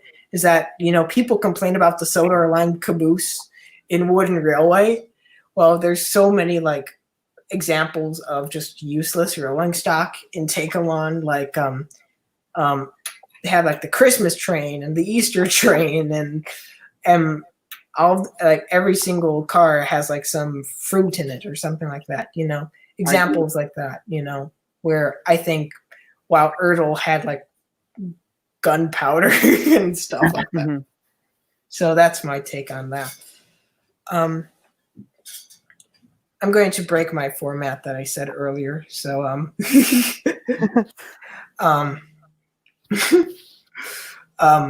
Eleni, our Flying Scotsman, asks, can Percy6 say the word coach several times? Oh. Coach. You know what's funny? I was when I saw Multi and Crimson 2091 this weekend, we were talking about that. And I don't know if you guys would even remember this, but there is an episode I did called Fast New Coach for my series. Oh, yeah. And how it came along was Kikere. I tweeted one day, I'm like, oh man, I'm really having a hard time coming up with episode titles. And he's like, oh, I can give you a suggestion if you want. And I'm like, okay. So he gave me that one. Well, he waited till I finally uploaded. After he uploaded, he's like, I suggested this title just so I could hear Percy6 say coach for an entire episode. So, yes, that's kind of where it all began. Oh my goodness, that's hilarious. Cargos. The next thing I wanted to talk about is Thomas and the Magic Railroad is about to celebrate its 20th anniversary this coming month. So I'd like to maybe get on top of that, I guess. Let's just have a little general discussion here about like, what are your thoughts on Thomas and the Magic Railroad? Do you like it? Do you not like it? And what aspects maybe are integral to that opinion? Well, for me, I've always really loved Thomas and the Magic Railroad. I watched it plenty of times as a kid. I remember my grandfather watching it with me a lot. I mean, to this day, I mean, maybe it's just because I don't watch a ton of Thomas stuff on the television anymore. I like by far I watch more fan content than I do of the actual show. But I still like Magic Railroad. I see a lot of people that like put it low in their rankings of Thomas movies / specials. To me, it's probably still the top, and I mean that's 100% nostalgia. I'm not gonna deny that, but I liked the movie as a kid. I see the problems that people have, but I haven't watched it in a little bit, but it's still, a movie I enjoy, and I try to every now and then throw in the VHS and watch it again. Yeah, the VHS. That sounds awfully nice because Yes. all I had was the DVD. Because at that point, my parents, I guess, were more forward thinking than most. Pretty much, we had a very small VHS collection, and I think the only Thomas, tape I had was Steamies versus Diesels for some reason, and they didn't even have the case. So anyway, Andrew, what's your thought on it? Well, Tosh, I find it very, very, very rubbing in that you want to talk about Magic Railroad again. What memories are we? Well, but I would say my history is actually very interesting, considering I didn't see the full movie till I was maybe 13 or 14. Because, oh boy, I still haven't seen this scene all the way. I watched it when I was like 4. Remember the Godmother I was telling you about that had all the stuff that I got? oh, yeah. Whenever I went over, which is very few times, I was very young. I went over. She had the Magic Railroad playing. I have very fuzzy memories of it, but I remember this scene. I was walking out to her pool, but I stop at the TV. I look at it. It is Diesel 10 in the smelter's yard with James, pushing James, what it looked like to be into a pit of fire. My little kid brain freezes. I am terrified. I'm looking. I didn't want to see what happened, so I quickly ran outside. So I kind of got scared of the whole movie in general and wouldn't watch it until I decided to man up and just go and watch it again. But I still have never watched that scene fully because that is my childhood trauma. But I think I don't share nostalgia for it, but I like it for what it's worth. The model segments were really good. I don't care what people say about the acting. The acting was good. It was good for what it was. Peter Fonda was great. I don't care if people think he overacted. Mara Wilson, I mean, I think she was a little dull in it, but that was her last movie. I bet she was tired of the whole thing by now because we all know what happened to her during that movie. Mm-hmm. I just think it's a real shame what happened to the original cut. How we never actually got to see it. Well, not excluding what's happened recently, but how really got cheated. And I feel like what upsets me the most is I feel like this movie just really brought the whole brand down because of everything that had to be changed. But I like it for what it's worth. You know what? I said earlier in the stream I was going to announce this on this weekend, but I'll announce what the heck I'm talking about right now. I'll announce it now. I'm going to try to have a Thomas and the Magic Railroad review out for the 20th anniversary, hopefully on the day, which is like in 2 to 3 weeks, so it's going to be a little tight.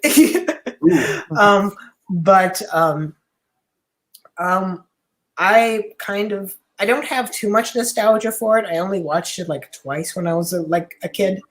But I remember really liking Alec Baldwin in it.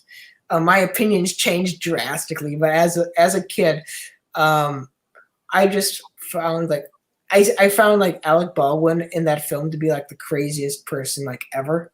Plane, drain, mountain, fountain. Even as a kid, I was like, this guy's lost it.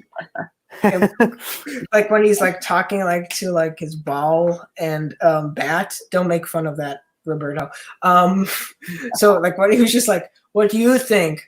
Why you hit him all the time? You need to have a timeout. I was like, this guy's lost his marbles, you know? You put all this here for me? You must have known I was coming. How thoughtful of you.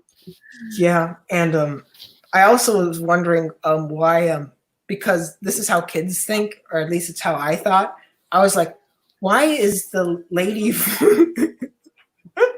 why was the lady from Greece the receptionist at Shining Time? Because of course I just thought that they were like in this. I thought I knew that they were all movies and I knew that they were fake, but I didn't understand that not all movies took place in the same universe, which is a really dumb thing now that I'm looking back.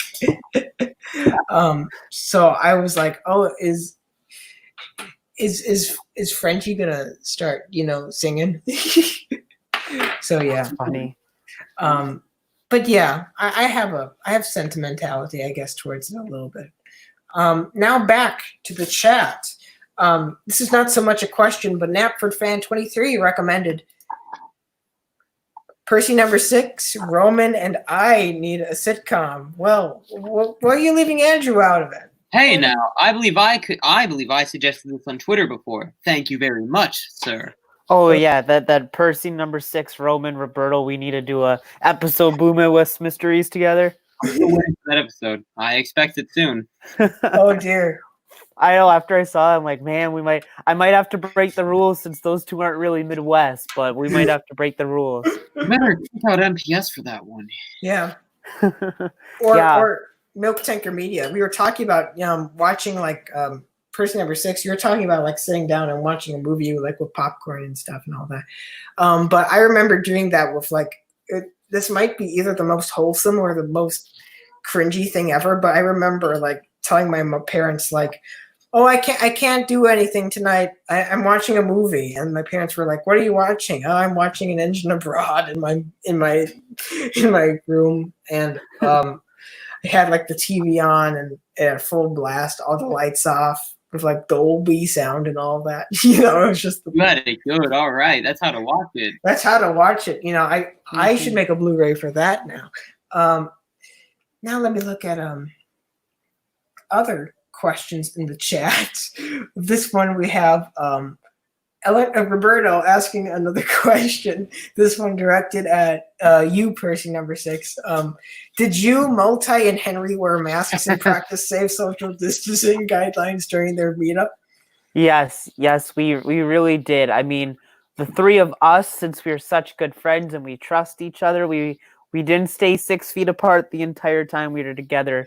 However, whenever we went out in public and were interacting with other people, we all had masks. Multi is very, very good about it. He had gloves basically if we stepped foot into a store. So we practiced our social distancing. Yes, Roberto. Well, that's good to know because we want you to be safe. And also R.I.P. Peter Fonda. Just wanted to put that in there as well, of course. To stay on Thomas and the Magic Railroad, there was a big announcement today pertaining to the parody film that Mr. Conductor Fan and Roberto and Jay, so many people have been working on that film. So I just, it's coming out on July 26th. So I'm wondering, have you watched the update? Do you have any thoughts on it? And have you watched any previous parts of the parody? You guys can go first. I can wait.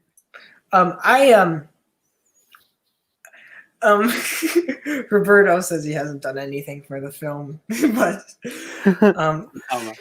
he should have been the musical consultant, You're right. Rob's singing "I Want to Be the Controller." Yeah. But I watched the first part of the parody, and then after that, I was like, I want to watch it as a cohesive experience after this. So this is just a little teaser for me. So I ended up not watching the whole thing, but the first part that they released, I really liked. So yeah, I want to. Oh, did I say Roberto? That's the second time. I think you meant the other Rob. The other Rob McGee himself of Canadian snowstorm video fame, Facebook internet video fame, of course. But yeah, they did a very good job on that, from what I've seen, and I can't wait to see the rest of it in a very professional fashion. Mhm. So, I guess I can go next. For me, I did watch all the parts, and I saw the update today. So yeah, it's pretty cool that they're.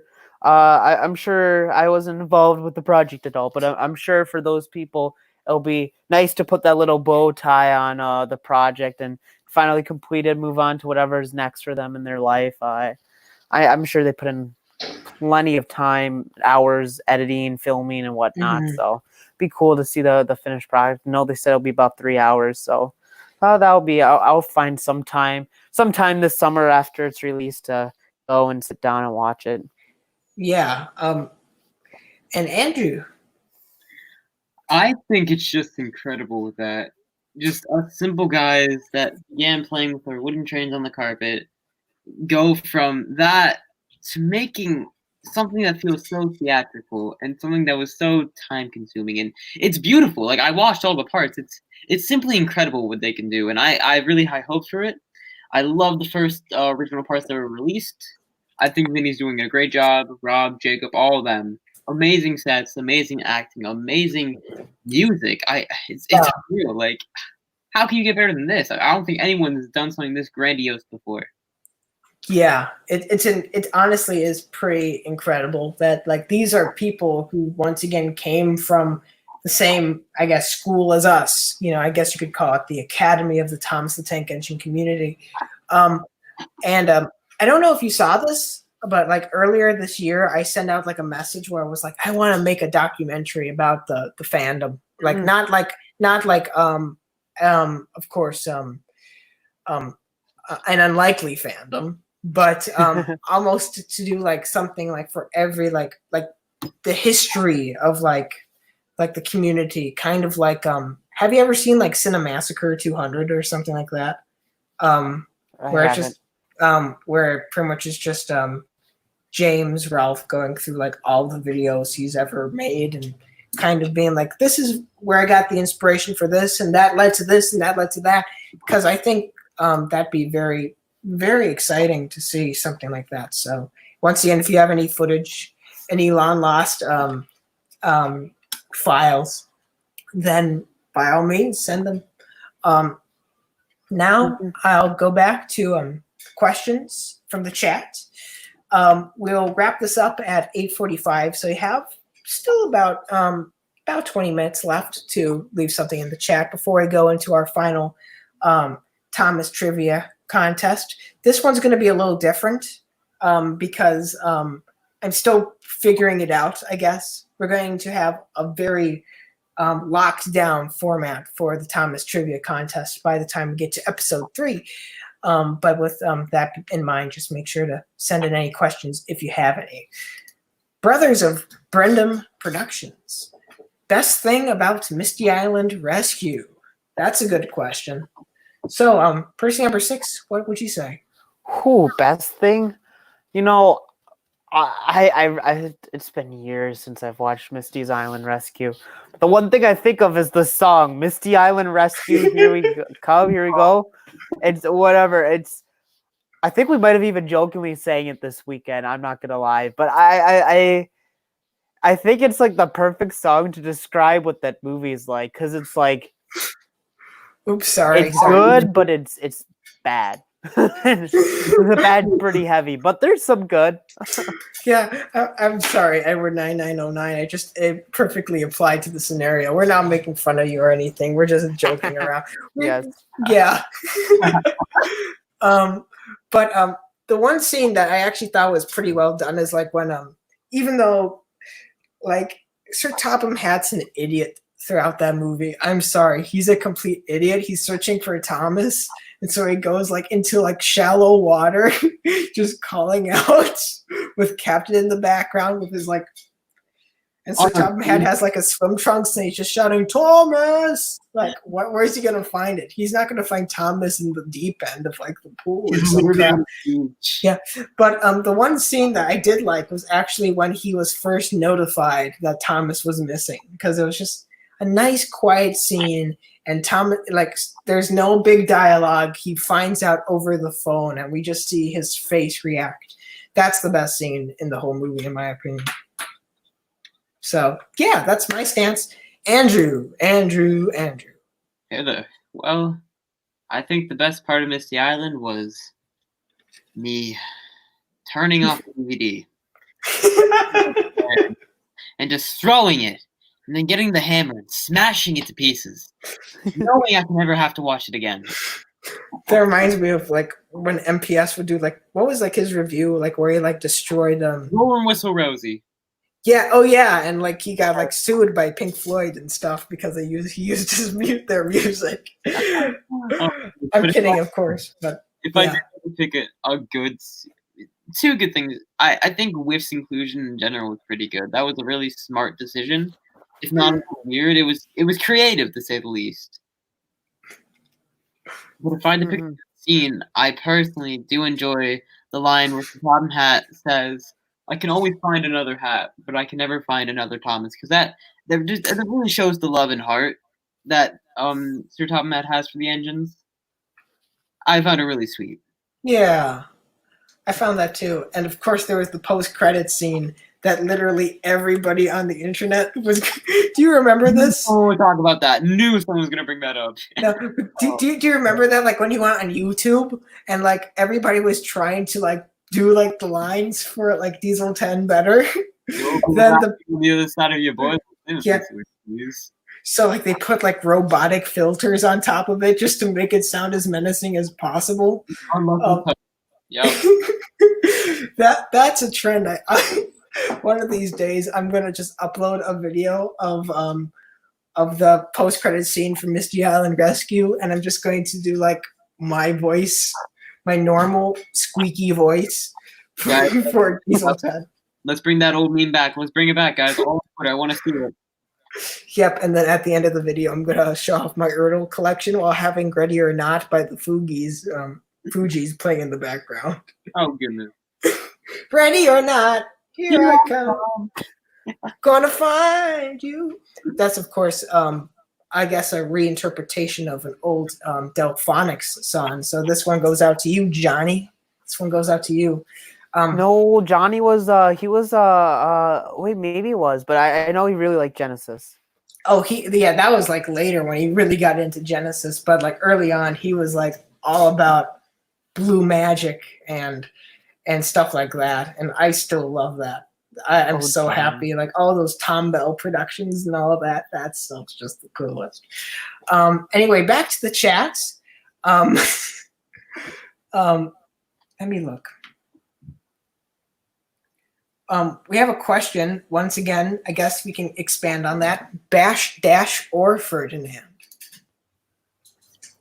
What's the difference?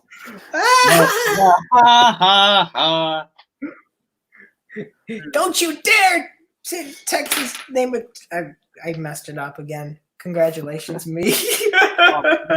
Yeah, I think you two are getting a little old. Old joke. Oh, forgetting stuff. Oh goodness. Yeah, it's time. It's time for them to. Don't worry, Grandpuffs. I'll take this over. It's time for them to turn me into a generator. Ooh, I'm not gonna find that landslide, guys. Comparing Bash, Dash, and Ferdinand is like comparing rocks. They're rocks. There's no difference. That's true. And a third question from Brothers of Brendan Productions. What do you think Audrey would think about Thomas and the Magic Railroad? He probably wouldn't. He probably wouldn't think about it for his own health. But Andrew, what do you think? Well, I mean, this is the man that despised Henry's Forest and didn't really approve season 4. So, oh goodness gracious, he wouldn't be best pleased. I think he'd be quite cross. I think he'd probably be like, I like the actor who played Junior, and that'd be the only thing he'd like. I think that Audrey would like for some reason like Junior. I don't know why. The only British part. Yeah. Yeah, I don't think I'm in the same boat. Like I don't think he'd like it. He didn't like the really good episodes that he didn't make in the seasons 1 through 7. He didn't like those, so it's like This is the man that hated Henry Forrest. Yeah. Yeah.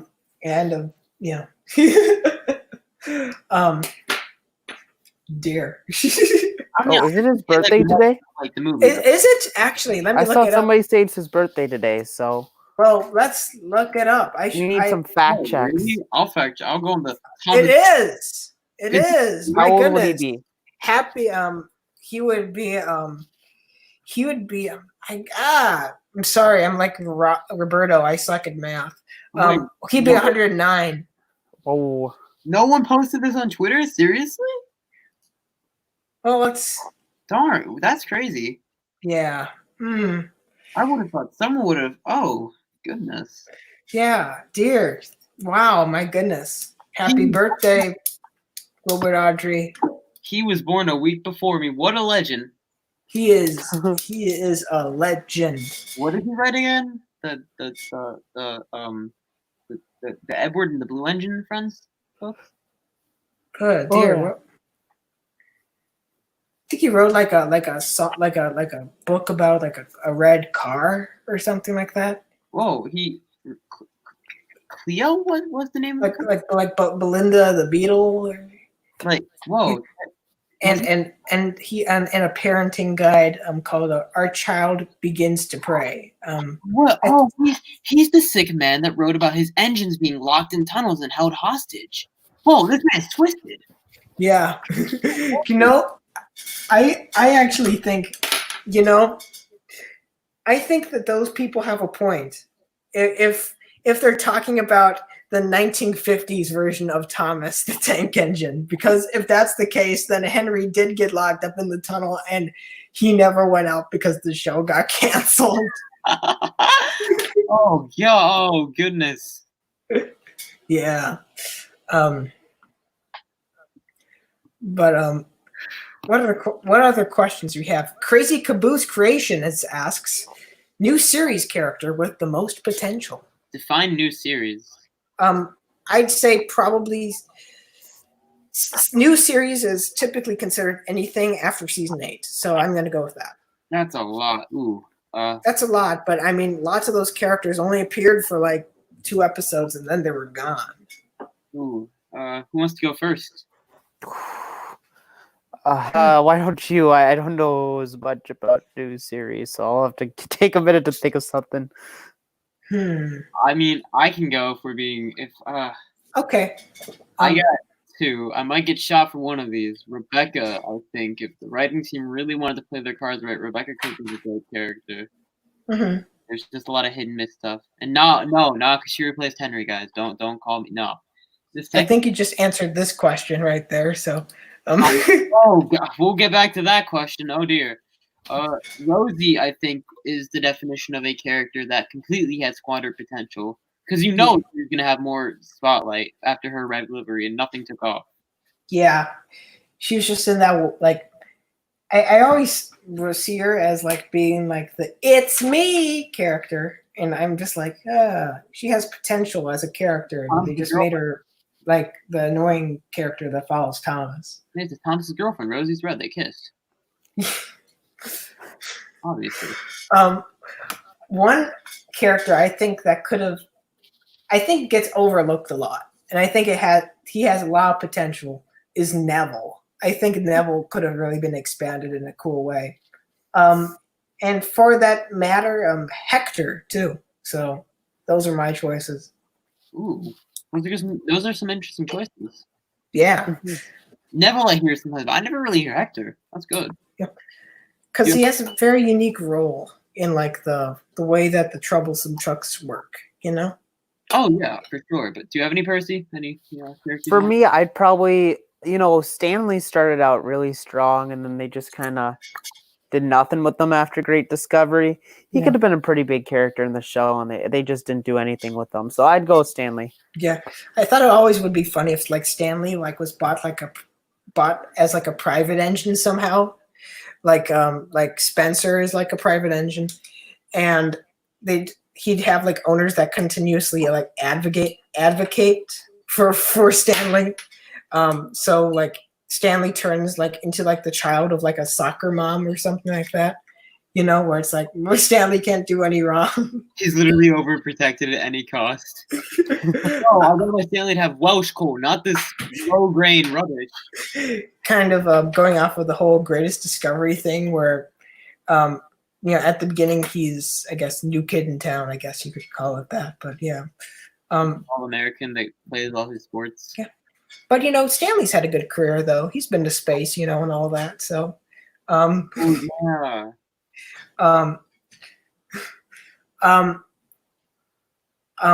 Edward 9909. I'm just going through all the questions. Says thoughts on Wimpy Kid. So I'm going to guess that's Diary of a Wimpy Kid. Andrew, do you want to start this? I'll make it simple. It made grade school really fun.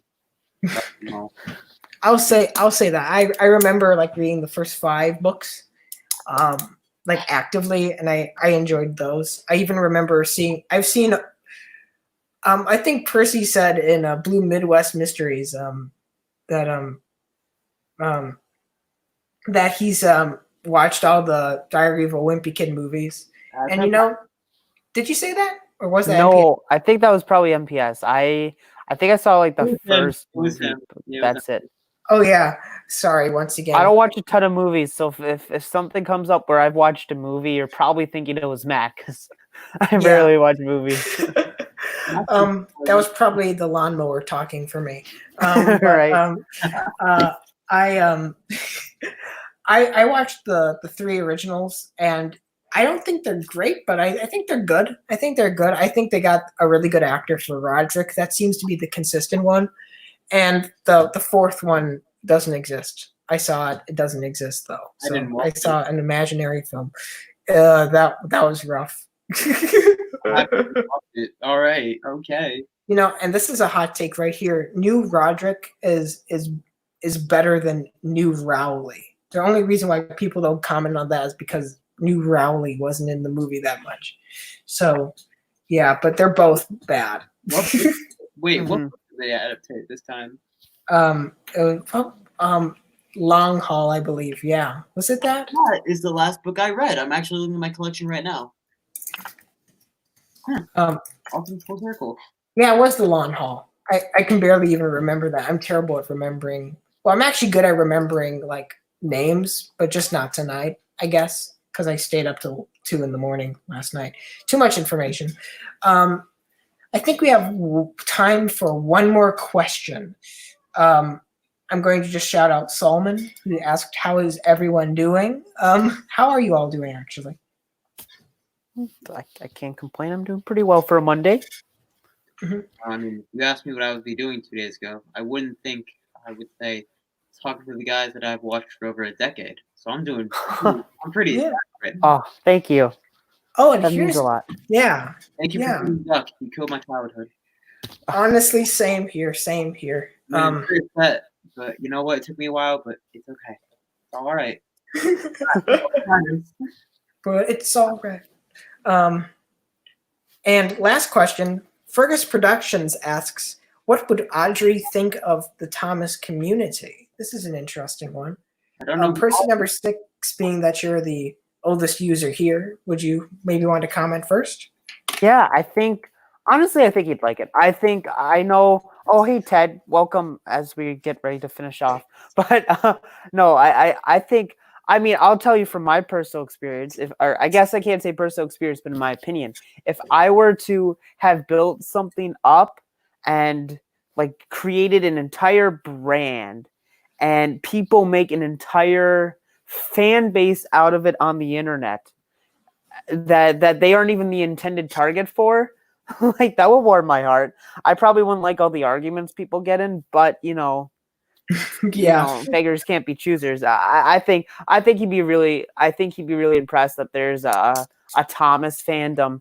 All the 75 years after he started this, that there's still a Thomas. That Thomas is still popular. A and B, that there's a fandom of people who grew up with it and have become friends, who have met up, who have made this such a huge aspect of their life. Oh man, to think. I mean, I'm sure he didn't realize 75 years ago what impact writing those stories would create, and here we are.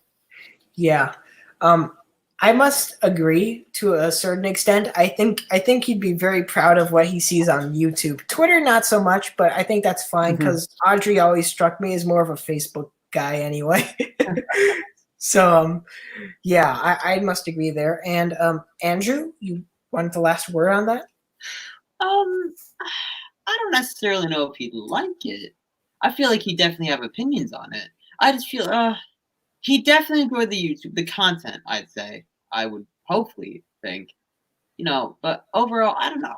I feel like he'd be very impressed that his creation is still very much relevant in the world and making a bunch of people happy still and made all these connections. Mm-hmm. I think so. I think maybe he'd be a little embarrassed by it. Maybe he'd be like, want to distance himself from it, but I think deep down he'd be like, that's cool. We've all been in that mood once in a while, let's be honest. Yeah. Now, before we go into the Thomas Trivia Challenge, I wanted to highlight one more thing. I guess this is going to be a news segment, I guess, where I highlight an article that is new Thomas news, and maybe we can react to it as it goes on. I didn't see this make the news anywhere in the community, but it's on the Science Times. That it's been posted everywhere, but for some reason this is the first one I saw. And the headline is Thomas the Tank Engine's son brings lost autistic boy into safety after being lost in the woodlands for 2 days. And this was published once again on June 11th of 2020. So I just want to maybe read through this and maybe just inform people because I think it's a cool story. Oh, yeah.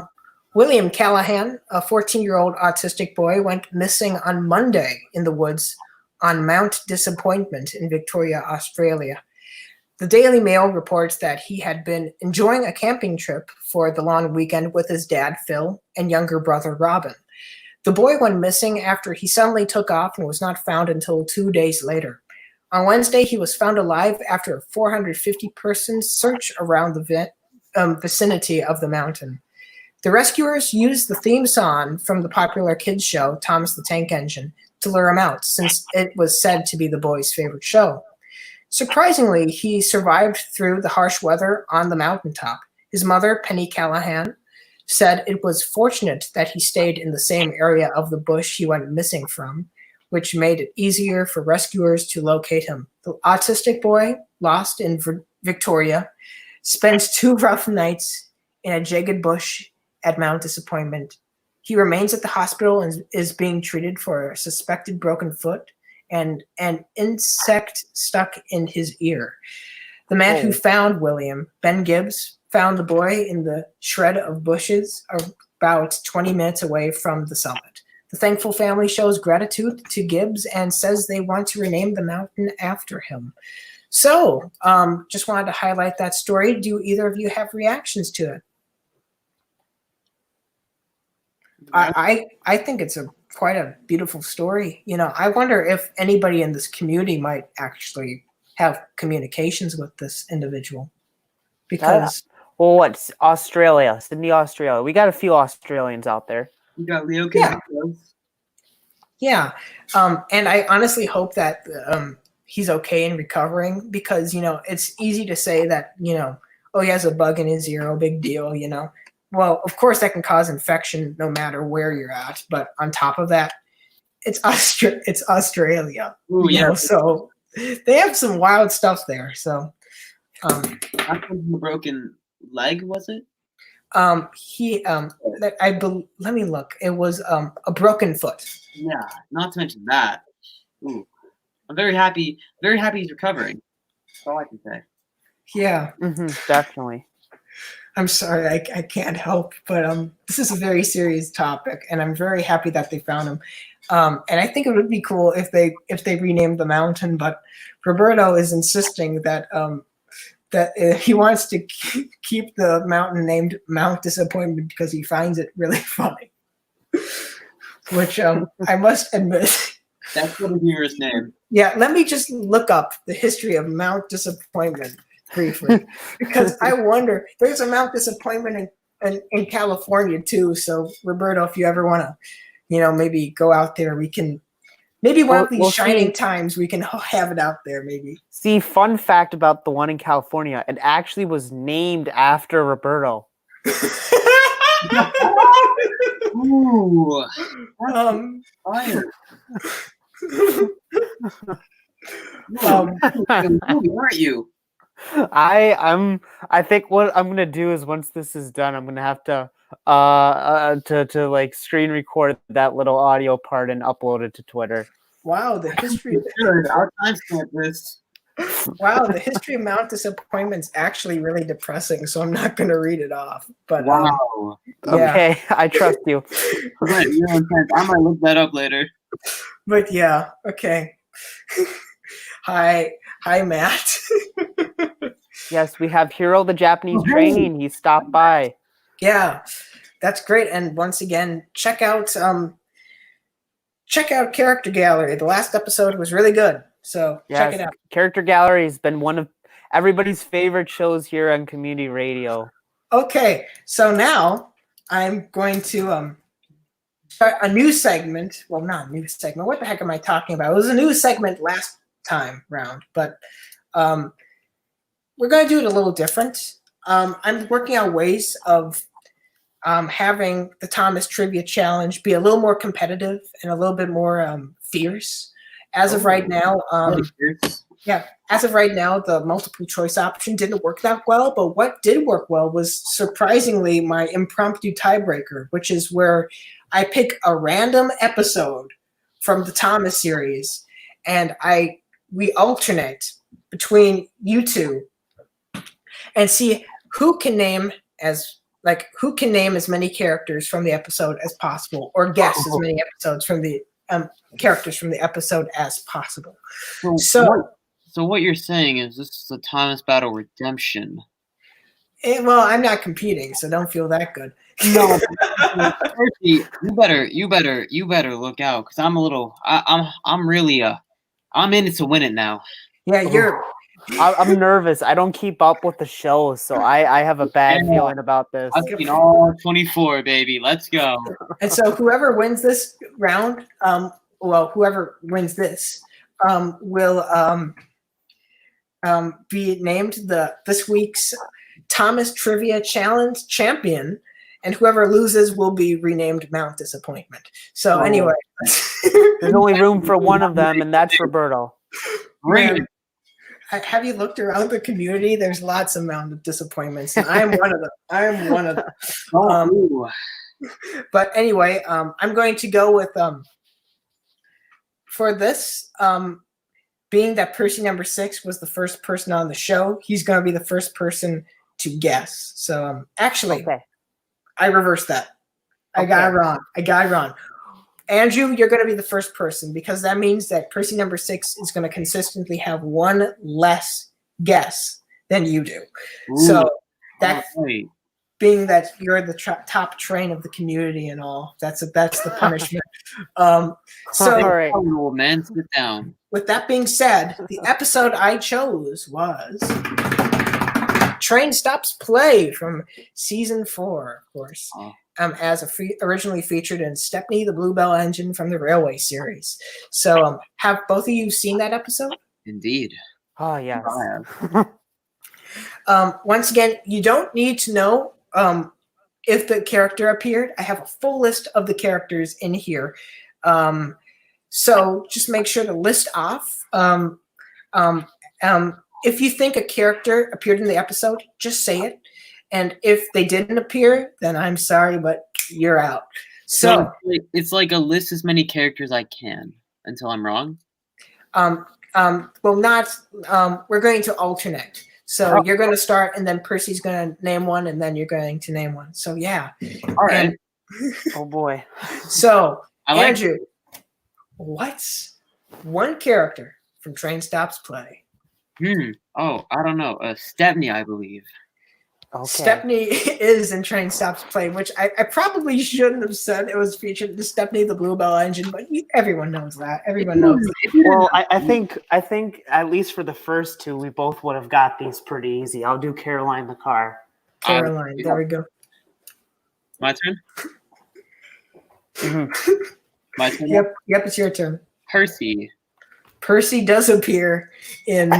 Matt, stop helping us. He does. The cricketers too. But Percy does appear in Train Stops Play. Percy, what does appear in Train Stops Play? I kind of hate that, like, there's a lot of, like, people who are deep. Like, I see James, Matt, Ted. Right now. Like, these people are deep into the knowledge. So, like, I could honestly, I wouldn't be 100% shocked if I lose it here. I could do this. That being said, I'm going to go with Thomas. Thomas does appear.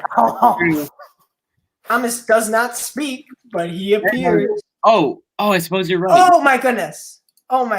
Look who's here. Wow, that's awesome. I'm young. I would not. I'm a little... Origami Air Enforcer. That's welcome, awesome. Welcome. We mentioned you a little bit earlier. Yeah. Is this I'm young? Am I? Oh, do I need a history lesson? Origami Air Enforcer is a legend amongst mere mortals. He was an older user. He was a part of, I guess he technically is like the only one left in our TWR community, but he was one of the people. And he was actually one of the only people in part of the original and revived our TWR community. Yeah.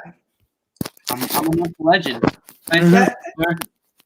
That's crazy, man. That's crazy. Welcome. This has been we've seen a lot of people come in this stream, so that's great. This has been an intense episode. My goodness. Between everybody saying that Percy's record sucks to Origami Air. Eyes, Flame Wars. Oh goodness. And of course the Cricketers Ball. Mm-hmm. So Andrew, back to you. I do believe James appears in the background at Tidmish Heads. I remember it was such an iconic image for me. James does appear. So make this fair. I'm literally throwing my phone on the bed so I'm not here. Yeah. It dropped. I'm on our team right now. We're all good. I haven't looked anything up. I won't look anything up. That's good. This was, if I got the last one wrong, this was the answer I was gonna go with. So I guess we'll see if this one's right or not. Also, if/when I lose this, I will definitely be watching this video on YouTube and being like, oh, I could have said this or that. But that being said, I'm gonna go with Toby. Person number 6. That's right. Correct. Correct. You got to remember the line. Thomas and Toby were speechless. Yeah. You know that I gotta be honest. This idea kind of came from I was a nerd. I told you I was a massive community radio fan. So I actually originally pitched this as Turtles Thomas Trivia Challenge. And have Turtles and Thomas be the host of the show. I like this game, not gonna lie. Because I would watch that. I'm not gonna force them to do it or anything, but that was one of my original ideas when the news came out that was canceled back in 2006. I forget, I forget when I was off the second time, but yeah. Anyway, Andrew, back to you. I'm taking a gamble. I do believe Borgie was in the episode. Because it was at the cricket field, which was by Borgie's field. Borgie was in the episode. Percy, oh, man. This is crazy. I've only got one, and I feel this is a bad one to go out on, but Oh, and now Nick, TF89, another person here. Oh my goodness! Why are all these people watching me? Don't watch me. I'm about to lose. They're watching him. Man, You you're running fail. out of steam. Can we get Tom to blend in the chat now? Can we watch Tom? Oh man. Well, it's. This would be a really good time for James's 5 to come back. Honestly, Right? I keep coming back to this one. I feel like this is a wrong answer, but oh yes, you're right, Andrew. I am getting very old. I just, oh no, James is still here. All right, I'm gonna apologize in advance. This engine keeps coming to my mind. I can't get it out of my head, and I'm scared. I'm gonna go with. I feel like I'm gonna. Oh, Daisy. Percy6. You said Daisy. Oh no. That's wrong. I'm sorry. I'm sorry. I knew it. Andrew, congratulations. You are the Thomas Trivia Challenge champion. And no, Roberto, Stanley does not appear in Train Stops Play. Thank you very much. Let me list off all the characters that appeared that were not listed. Were Duck and Donald in it? I feel like they were. Donald was. Yes. Douglas wasn't. Yeah. Duck did appear though. Yo, I would have gotten those right. Okay, good. I am true. The other characters that appeared were Henry, the Ellsbridge Cricket Club, the Tailor, the Railway Board, Troublesome Trucks, Stephen Hatt, Jem Cole, the Vicar of Wellsworth, the Farquhar Station Master's Wife. Why is that so hard? Let me say that again. The Farquhar Station Master's Wife. And I know Roberto is going to be talking about the Farquhar Station Master's Wife now. Farmer Trotter, the Refreshment Lady, and one little boy. I'm not joking. On the wiki, it says that one little boy appears in this episode. What a great character. What a great character. And so, once again, congratulations. Woodenfan won. You are the Thomas Trivia Challenge champion. And Percy6, you are congratulations. I bow to you.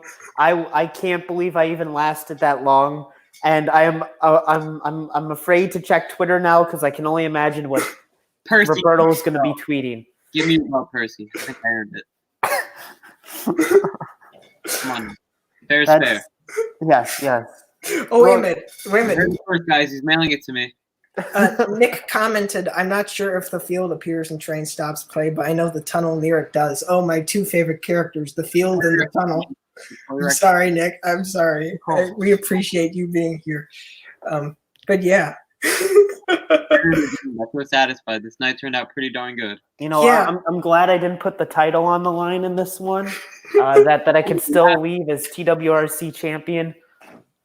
Yeah, the Sudrian's gonna get you though. He's gonna get you. He's on to it. He's on to it.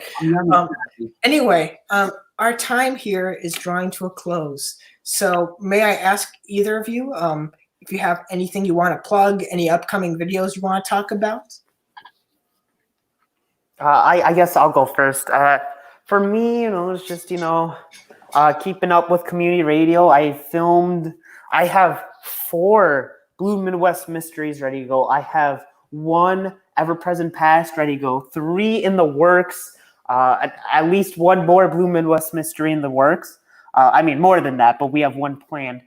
So, yeah, we got that on my own channel. I have 3 episodes left of the first half of Season 8. And those will probably be coming out in the coming weeks. More TWRC Championship stuff. I'm sure you guys would have figured I filmed a little bit of that this weekend with Multi and Crimson. So you guys will be seeing that sooner or later. And I guess like the little cherry on top for what I have in store this year, my next crossover is going to be a special one. It's going to be a special 10th crossover. I'd like to have it out this summer for sure before my anniversary because I want to do it before my anniversary because as you probably can expect and could tell if you listened to my interview, I'm going to have another special anniversary video. I'm very excited for that too. So those are my biggest 2 videos of this year that I'm most looking forward to. Woodenfan 1. What about you? Well, unfortunately, I don't have a show here.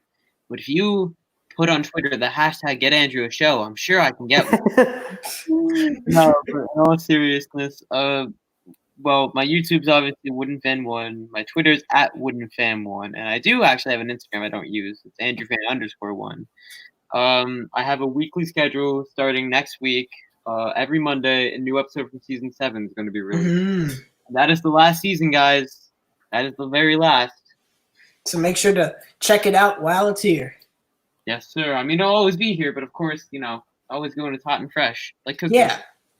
Like yeah, it's like you want to have those memories at the time because actually I don't even know that because I love watching lots of old TV. Where it's like, oh, I'm going back into this time portal, but oh, never mind, never mind, forget that. Watch it now. Yeah, I love watching Thomas season 1. Yeah, it's great. I love it. After season 7, I'll obviously do more stuff. Perhaps there's crossovers in the future. Person number 6, we're trying to team up one day, obviously, of course. Oh yes, always down. But yeah, I'll obviously do more stuff after that. But for now, just enjoy season 7, and obviously check out Taj's stuff, Percy's stuff. They're great guys, great stuff. Thank you for having me on, by the way. Oh, no problem. I'm going to make a few plugs. Solomon's Thomas Mysteries is coming out this Friday, I believe. So if you love that show just as much as I do, then, well, that's a lot of love. So make sure to check it out on Friday. And next week, a new episode. So make sure to tune into that because I love that show as well. Wow, I'm really critical here. I love all these shows. My goodness. But that's what's to expect on the channel in the coming week. Other things I'd like to say is that if you are not subscribed to my channel, make sure to subscribe. I have the first episode of Late in Life with Taj Mahal on that channel with timestamps. Timestamps will be added to this video, by the way. But if you want to check out that one, I have Mike123 and the Sudrian on. And me and Mike in particular, I think Roberto might like this. We go over our top 10 train songs. So if you are a music buff, make sure to check that out. And check out both of those guys' channels. They have lots of new content coming out, or lots of content that's on their channel. Mike, not so much new content because he has new content on his Twitter, I guess. But the Sudrian is getting ready to do some very exciting things, so I'd recommend you check that out. Thomas and the Magic Railroad review is coming out soon. So is my series. So, and with that being said, I remember what the question was. The question is, how do I get to be on this show? Well, it's very easy. There's a few ways you can do it. I simplified it, so don't worry, Roberto. You're not going to need to play that ad again. You can direct message either me or the Late Live with Taj Twitter account to see if you want to be on. And also, being that I'm now on Thomas the Tank Engine Community Radio, you can check out the link in the description down below if you're watching this after the fact. If you're not, if you're watching it live, thank you for watching it live, by the way. But make sure to check in later and feel free to send in a request. I'd be happy to have you on. With all that being said, I want to thank my two wonderful guests for being on. I hope all of you in the chat get to be on at some point. Percy6, who gave so much of his time, and Woodenfan, who also just really also just gave so much of his time at such a short notice. So. You can ask any of my friends. I was bouncing off with excitement. It's okay. It was, and hey, you're the Thomas Trivia champion this week. So. Reigning and defending. Yeah, reigning, and we should give you a belt. We should give you a belt. I should get Percy's belt, I think. Honestly, so. Yeah. But honestly, this has been a very rough week for me, I guess, or emotional. Not all down, but there's been lots of ups and downs. So you both being on the show, I just want to say it really means a lot to me. So I want to thank you. I'm glad. Okay. But this is the first two people I've talked to in a while, person to person, and it feels pretty good. This was a good talk. Yeah, it feels, honestly, it does feel really good, especially when you're talking with, I guess it's weird because we haven't really talked too much to each other, any of us. I remember talking. The last time I actually was in a Skype call with you, Percy, was in a watch party, I think. I think it was like a watch party for like a special or something. I wouldn't be surprised. That sounds right. Yeah, and that was like the Great Race or something like that. And so Yeah, in that a few goes years. quite back. But I still consider you all kind of, people that are always there and I can communicate with. So also, if you're watching and you want to communicate with any of these people, check out their Twitters. They're fairly active on there, and I guarantee you they're going to want to talk to you. But if you're passionate about Thomas, if you're as passionate about Thomas as, well, anyone in the community is. So All for a talk, yeah. For sure. So once again, thank you so much for your support and for watching the very first episode on this channel. My name's Taj Mahal, and see you next time. Well, now I guess it's time for the end credits. So got anything stupid to say? This is your last chance. I mean, oh, he's putting me on the spot. These two are old. I'm young. I'm the future. What can I say? All right. yeah. Whatever happened to like valley disappointment? Like there's always like Mount disappointment. There's never like valley disappointment. Dear, I'd be valley disappointment. Yes. Oh, it's so funny because it's true. Dear. And there's our logo right there. Our symbol. Had a good time. How about you boys? Oh, I had a great time. Yeah. Still, Roberto's records is better than Percy's records. So That's some fake news right there. Fake news to end the stream, I hear.